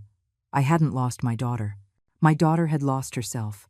And until she found herself again, until she remembered who she was before Julian, there was no relationship to save. My phone vibrated with a text message. It was Clara. Mom, Julian told me about your conversation. I'm coming to see you tonight. We need to talk. For the first time in 24 hours, I genuinely smiled. Maybe, just maybe, my daughter was starting to wake up. But I was no longer the desperate mother willing to accept any crumb of attention. I was a woman who knew her worth, and who was not going to accept anything less than the respect she deserved. The war was just beginning, and this time I had all the weapons. Clara arrived at my suite at 8 o'clock in the evening. When I opened the door, her appearance surprised me. Her eyes were swollen from crying, her hair was disheveled, and she was wearing the same wrinkled clothes from the morning. She looked destroyed, but for the first time in years, she had come alone. "Come in," I said, remaining composed. She entered slowly, looking at the elegant suite in awe. "Mom, this place is incredible." "Yes, it island. When you value yourself, you treat yourself as you deserve," I replied, pouring 2 glasses of wine. "Do you want one?" "Yes, please. I need something to calm my nerves." She took the glass with trembling hands. "Mom, I've been thinking all day about our conversation this morning, and I think you were right about a lot of things." "About a lot of things?" "No, Clara. I was right about everything." My voice was firm, but not cruel. "The question is whether you're ready to admit it." She sat on the sofa, burying her head in her hands. "I don't know what's wrong with me, Mom. It's like I've lost the connection to myself." "You didn't lose it, my love. It was taken from you." I sat across from her, studying her face. "Tell me something, Clara. When was the last time you made an important decision without consulting Julian?" She looked up, confused. "I don't understand the question." "It's very simple. When was the last time you said, 'This is what I want,' regardless of his opinion?" Clara thought for a long time. I don't remember." "Exactly. Because for 3 years, you haven't been you. You've been the version of you that Julian needs you to be. But he loves me. He tells me I'm perfect for him." "Clara, have you ever wondered why you're perfect for him? Is it because he truly knows and accepts you for who you are? Or is it because you've molded your personality to fit what he wants?" The tears started to run down her cheeks again. "Mom, I'm so confused. Julian says he's helping me grow, but you say he's controlling me. I don't know who to believe." Don't believe anyone, Clara. Believe yourself. Listen to your heart, not to outside voices. But how do I do that? I don't even know what my own voice is anymore. Let's start with something simple. Tell me, did you really want such a big, expensive wedding? Clara frowned. Actually, I always dreamed of something more intimate.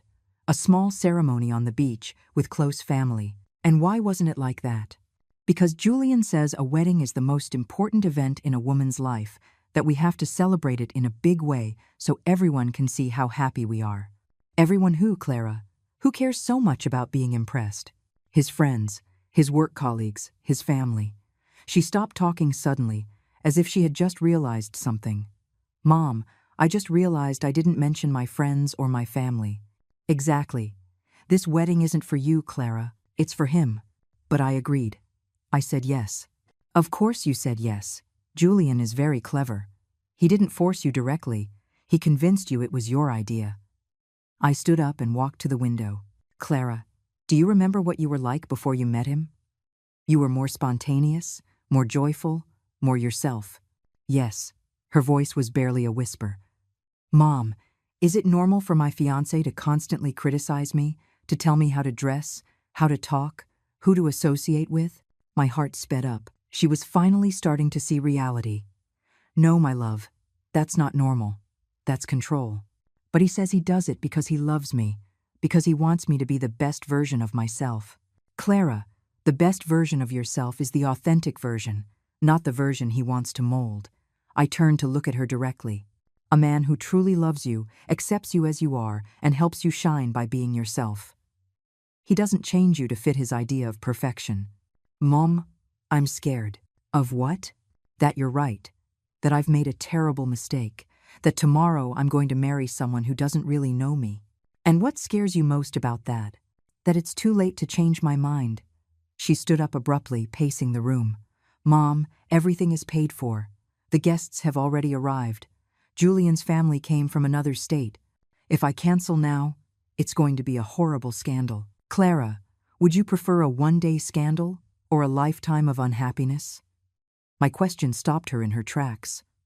A marriage isn't an event, my love. It's a whole life. And if you have doubts now, imagine yourself in 10 years. But Julian will be furious. He'll say I'm crazy, that I'm irresponsible. And does that matter more to you than your own happiness? No. But there are no buts, Clara. Either your happiness is more important than his anger, or it isn't. It can't be both. Clara sank back onto the sofa. Mom, if I cancel the wedding, I'll lose Julian. And if you don't cancel it, what will you lose? Myself. And you. The admission came out like a painful whisper. Clara, I'm going to tell you something I hope you remember for the rest of your life. It is better to be alone and be yourself than to be with someone and be a fake version of yourself. I sat down beside her and took her hands. I was alone for many years after your father left, and they were happy years because I was authentic. Didn't you miss having a partner? Of course I did. But I preferred authentic loneliness to fake companionship. And look, I eventually found real love, but at that time, it wasn't my priority. Real love? When? 5 years ago, I met a wonderful man, Arthur. But I didn't tell you about him because by then, Julian had already convinced you that I was problematic. Her eyes widened like saucers. You have a boyfriend, and you never told me? Clara, I tried to tell you several times, but every time I mentioned I had met someone, you would change the subject or tell me to be careful with men who take advantage of older women. That sounds like something Julian would say. Exactly. Because they weren't your words anymore. They were his words coming out of your mouth. I stood up, went to my purse, and took out a photo. Look, it was a photo of Arthur and me on our last trip together. We looked happy, relaxed, in love. Mom, he looks like he really loves you. He adores me, and I adore him. But I have never allowed him to change me or to push me away from you. Because when love is real, it doesn't destroy existing relationships, it enriches them. Does he want to meet me? He's dying to meet you. But he respects that I set the time and the manner. He has never pressured me to choose between him and my daughter. The comparison was obvious and painful. Mom, it hurts so much to realize all of this. I know, my love, but the pain of the truth is temporary. The pain of living a lie is for a lifetime. I sat beside her again. Clara, regardless of what you decide about the wedding, I need you to understand something. You are my daughter, and you will always be my daughter. But I will not allow myself to be disrespected. What does that mean? It means that if you choose to stay with Julian, and he continues to poison you against me, I will protect my own peace of mind. I will not continue to be the ATM for your relationship or the villain in your love story. Mom, I don't want to lose you. Then don't lose me. But don't expect me to settle for the crumbs of love that Julian allows you to give me. My voice hardened slightly. I deserve a daughter who defends me, who values me, who includes me in her life out of love, not obligation. Clara burst into tears. Mom, I've been horrible to you. I didn't realize what was happening. My love, realizing is the first step. Now the question is, what are you going to do with this new information? Clara cried in my arms for 20 minutes. They were not tears of manipulation or self-pity. They were tears of recognition, of genuine pain for having lost herself. When she finally calmed down, she looked at me with the clearest eyes I had seen in years. Mom, I'm going to cancel the wedding. Her words surprised me, though it was what I had hoped to hear. Are you sure? It's a very big decision. I'm sure. I can't marry someone who has pushed me away from the most important person in my life. I can't marry someone who makes me doubt my own mother. Clara, only cancel the wedding if you truly don't want to marry him. Don't cancel it for me. It's not for you, Mom. It's for me. I've realized I've been living the life he wants, not the life I want. She stood up from the sofa with determination. I'm going home right now, and I'm going to tell him I'm not getting married tomorrow. Do you want me to come with you? I have to do this alone, but I need to know that when I walk out of there, I'll have a place to go. You will always have a place with me, my love. Always. I hugged her tightly. But Clara, be prepared. Julian is not going to take this well. He's going to try to manipulate you into changing your mind. I know, but I'm not going to fall for his games anymore. She took my face in her hands. Mom, forgive me for being so blind. Forgive me for doubting your love. Forgive me for letting someone convince me that you were the problem. You're already forgiven, my love. The only thing that matters is that you've come to your senses. I walked her to the door. Call me as soon as you're done talking to him. No matter the hour. After Clara left, I sat on the balcony of my suite with a glass of wine, waiting. I knew the conversation with Julian wouldn't be easy. I knew he would use all his manipulative weapons to make her change her mind. But I also knew that my daughter had awakened. And an awakened woman is very difficult to put back to sleep. My phone rang at 11 o'clock at night. It was Clara, and she sounded agitated. Mom, I'm in my car outside the house. Julian is furious. He screamed horrible things at me. What kind of things? He said I'm crazy, that you brainwashed me, that I'm an irresponsible person who doesn't understand the consequences of her actions. And what did you say to him? I told him that for the first time in 3 years, I'm thinking clearly, that I realized he had pushed me away from you and from myself. He went crazy. Mom, I've never seen him like that. Did he hurt you? Not physically, but... Her voice broke.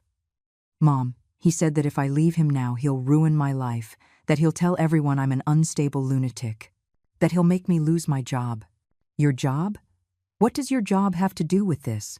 He knows my boss. He said he'll tell him I'm an unreliable person, that I can't be depended on for anything important. Clara. That's called blackmail, and it confirms everything I told you about him. I know. But I'm scared. What if he follows through on his threats? My love, a man who threatens you to stay with him doesn't love you. He possesses you. And possession is not love. Mom, can I come to the hotel? I don't want to go back into the house. Of course. Come immediately. 20 minutes later, Clara arrived at my suite with a small suitcase. She looked pale but determined. I just packed the essentials. I'll come back for the rest of my things tomorrow when he's not there. How did he take the news of the cancellation? At first, he tried to convince me it was just pre-wedding jitters. Then he got angry and started screaming at me. Finally, when he saw I wasn't going to change my mind, he became cold and calculating. That's when he made the threats. Clara, That shift in strategy is typical of manipulators. First, they try to persuade you, then they intimidate you, and finally, they threaten you. I sat on the bed next to her. How are you feeling? Scared, but relieved. It's like I've woken up from a nightmare. And what are you going to do tomorrow? The guests will be arriving, expecting a wedding. I've already thought about that. I'm going to go to the church early and explain personally to the closest family members. For the rest, we'll put a sign at the entrance. A sign? Yes. It will say, "The wedding has been canceled by the bride's decision. We apologize for the inconvenience." Simple and direct. I was surprised by her resolve. And Julian? Julian can do whatever he wants. He can make up whatever stories he can think of. The people who truly know me will know I'm not crazy. Clara, I am so proud of you. I know this isn't easy. No, it's not easy. But Mom, for the first time in years, I feel like myself. And do you know the best part of all this? What's that? That I don't have to ask anyone for permission to be who I am. That night, Clara slept in the second bedroom of my suite. But before we went to bed, we did something we hadn't done in years. We stayed up late talking, not about problems or drama, but about dreams, plans, happy memories. For the first time in a long time, my daughter was my daughter again. Mom, will you tell me more about Arthur? Do you really want to know? Yes. I want to know your life, not just be a part of it. I told her about Arthur, about our travels, about how he had brought back the joy of being loved for who I truly am. When am I going to meet him? When you're ready. No pressure, no hidden agenda. Only when you feel you want to meet the man who makes your mother happy. I want to meet him, Mom. I want you to know that I support your happiness. Her words filled my heart. Clara, there's something else I want to tell you. Something about your financial future. What do you mean? Tomorrow, we're going to see Stephen. I'm going to change my will again. Everything I have will be yours, but with conditions. What conditions? That you never allow anyone to manipulate you using my money. That you use that inheritance to be independent, not to buy love. And that if you ever have children, you teach them the value of family respect. Mom, I don't need your money to love you. I know, my love, but I want you to have it so you never have to depend on anyone. So you never have to endure mistreatment out of financial necessity. That happened to you, with my father. Yes. That's why it's so important to me that you are financially independent. When we finally went to sleep, for the first time in years, I lay down without the constant anxiety about my relationship with Clara. I had gotten my daughter back, not just physically, but emotionally. I had won the most important war of my life, the war for my daughter's soul. But I knew Julian wouldn't stand by idly. A man like him doesn't accept defeat easily. Tomorrow would be a difficult day, but I wouldn't have to face it alone. My daughter was on my side again. The day that should have been the wedding dawned gray and rainy. Clara woke up early, more determined than ever. Mom, I want to go to the church before Julian gets there. I need to speak with Father Alexander and the relatives who have already arrived. Do you want me to come with you? No, I have to do this alone too. But I need to ask you for a favor. Anything you need. Can you unfreeze the money? Not for the wedding, but to pay back the vendors who are not at fault. It would be unfair for them to lose their money because of my decisions. I felt so proud in that moment. My daughter had regained not only her authenticity, but also her sense of justice. Of course. As soon as the bank opens, I'll make the transfer. Thank you, Mom. Now I understand it was never about the money. It was about respect. Clara left at 8 in the morning. I stayed at the hotel, waiting for news and preparing for what I knew was coming. Julian's revenge. I didn't have to wait long.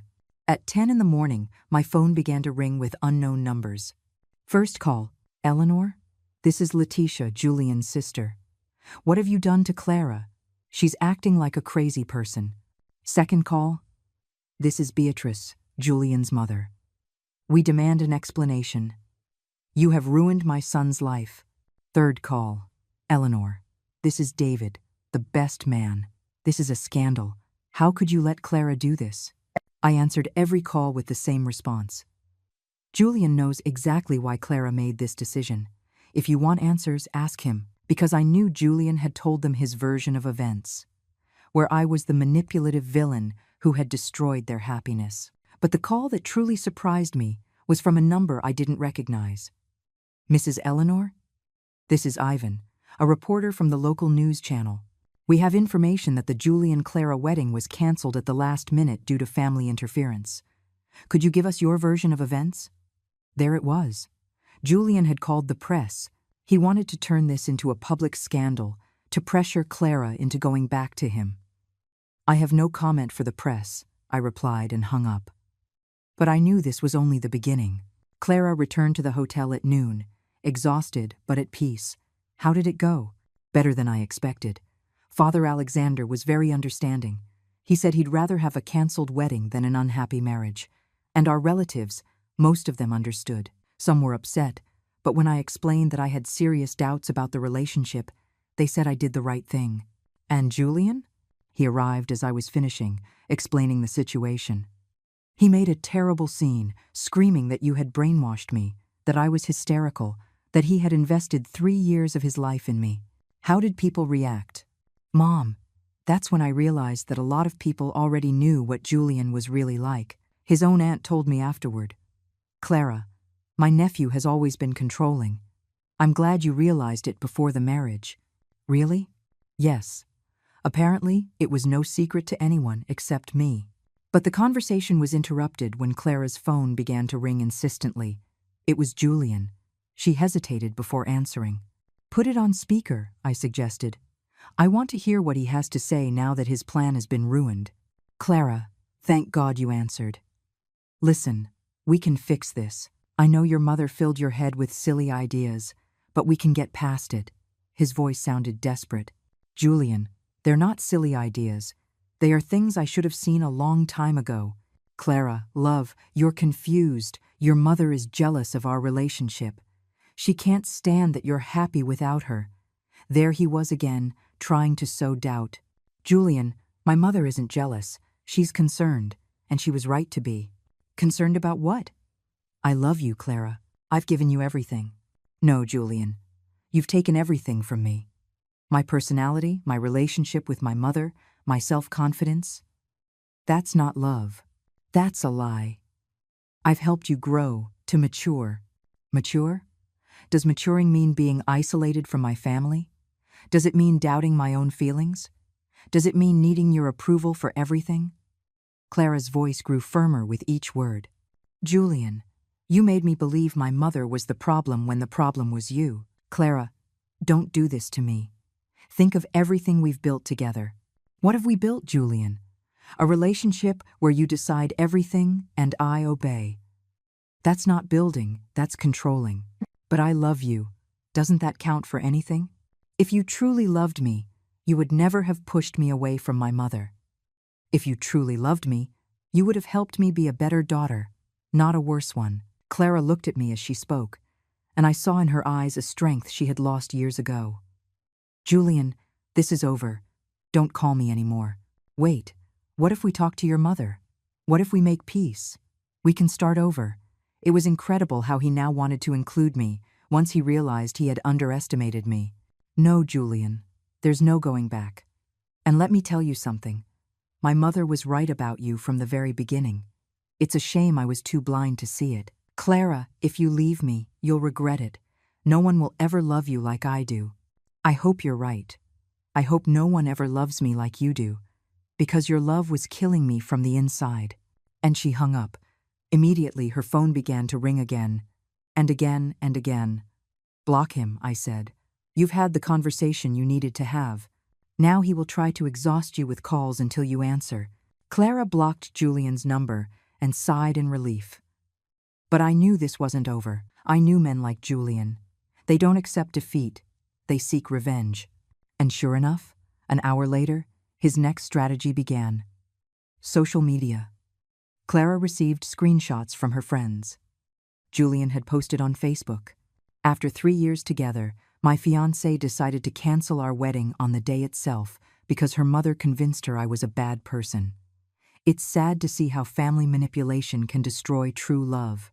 Mom, he's trying to make me look like a manipulated lunatic." "I know, my love. It was predictable. What are you going to do? Respond publicly? Number.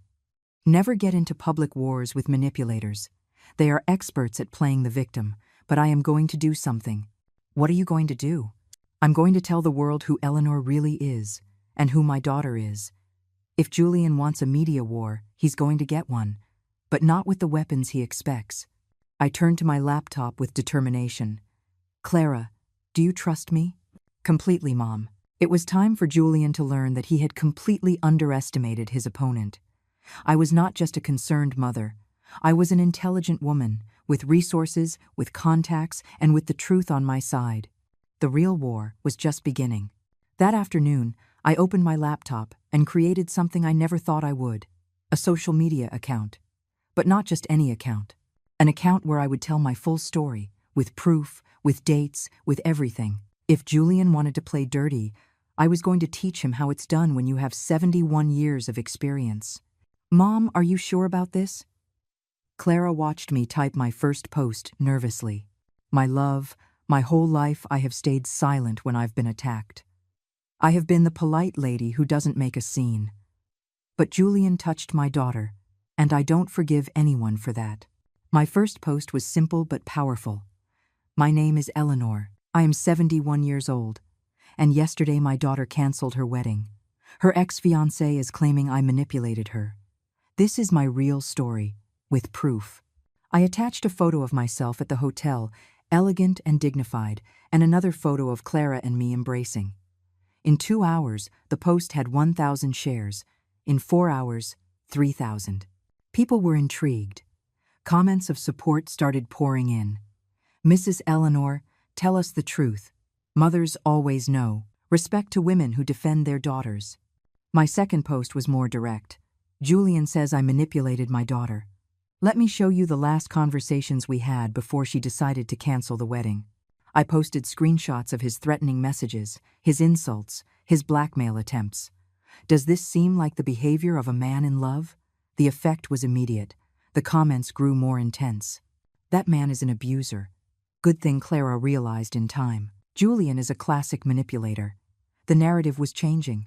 But my most powerful post was the third one. Julian says I ruined his life.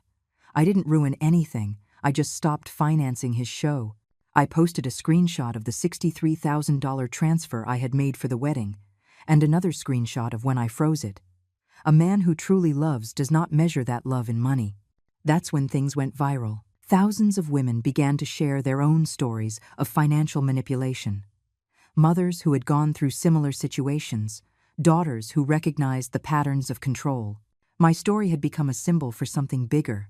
Clara was astonished. Mom, you have 50,000 followers in one day. I know, my love. Because there are many women who have lived this. I just put into words what many have felt. And Julian? Julian is desperate. Look, my daughter's ex-fiancé had started to respond aggressively on social media, but every response made him look worse. That old woman is lying. Clara was happy until her mother interfered. Eleanor is a professional manipulator. Every comment he made generated more support for us. He's sinking himself, Clara observed. Manipulators don't know how to act when they lose control of the narrative. Mom, many women are writing to me, telling me similar stories, some very sad.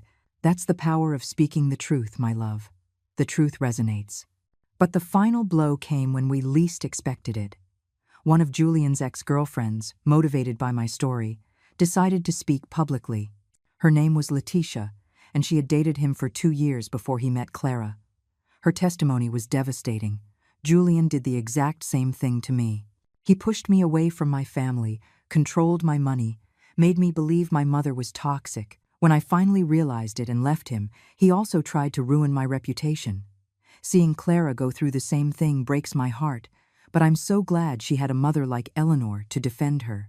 After that testimony, 3 more women came forward, all with nearly identical stories. Julian had a pattern. Clara hadn't been his first victim, but thanks to me, she had been his last. Mom, I feel horrible for all those women. Don't feel horrible, my love. Feel grateful that you realized in time. And feel proud that your story will help other women recognize the signs. A week later, Clara and I were at my house, packing up her things from the apartment she had shared with Julian. He had disappeared from social media after the scandal. He had lost his job when his boss saw all the material that had gone viral. His reputation was ruined. "Do you feel bad for him?" I asked Clara as I folded her clothes. "I feel bad for the person I was when I was with him, but not for him." Number. "And how do you feel now?" "Free. For the first time in 3 years, I feel completely free." That afternoon, as we were having coffee in my garden, Clara asked me a question that surprised me. "Mom, when am I going to meet Arthur?" "Are you sure you want to meet him?" "More than sure. I want to meet the man who makes my mother happy, and I want to apologize to him for all the time we wasted because of me." I called Arthur that very night. "My love, there's someone who wants to meet you." "Clara?" "Yes, she's ready. Eleanor, I have waited for this moment for 5 years. You don't know how happy you make me." The introductory dinner was the next day. Arthur arrived with flowers for both of us, and with the most genuine smile I had seen in years. "Clara, your mother has told me so much about you that I feel like I already know you." "Mr. Arthur, I'm so sorry you had to wait so long for this moment." "There's nothing to be sorry for, my dear. The important thing is that we're here now." Throughout the dinner, I watched how Arthur naturally included Clara in our conversations, how he respected my role as a mother, how he never tried to compete for my attention. It was the behavior of a self-assured man who didn't need to isolate the woman he loves. "Mom," Clara told me at the end of the night, "now I understand the difference between real love and possession. Arthur loves you so much that he wants you to be happy in all areas of your life. Julian loved me so much that he wanted to be my only source of happiness." 6 months later, Clara had found a new job.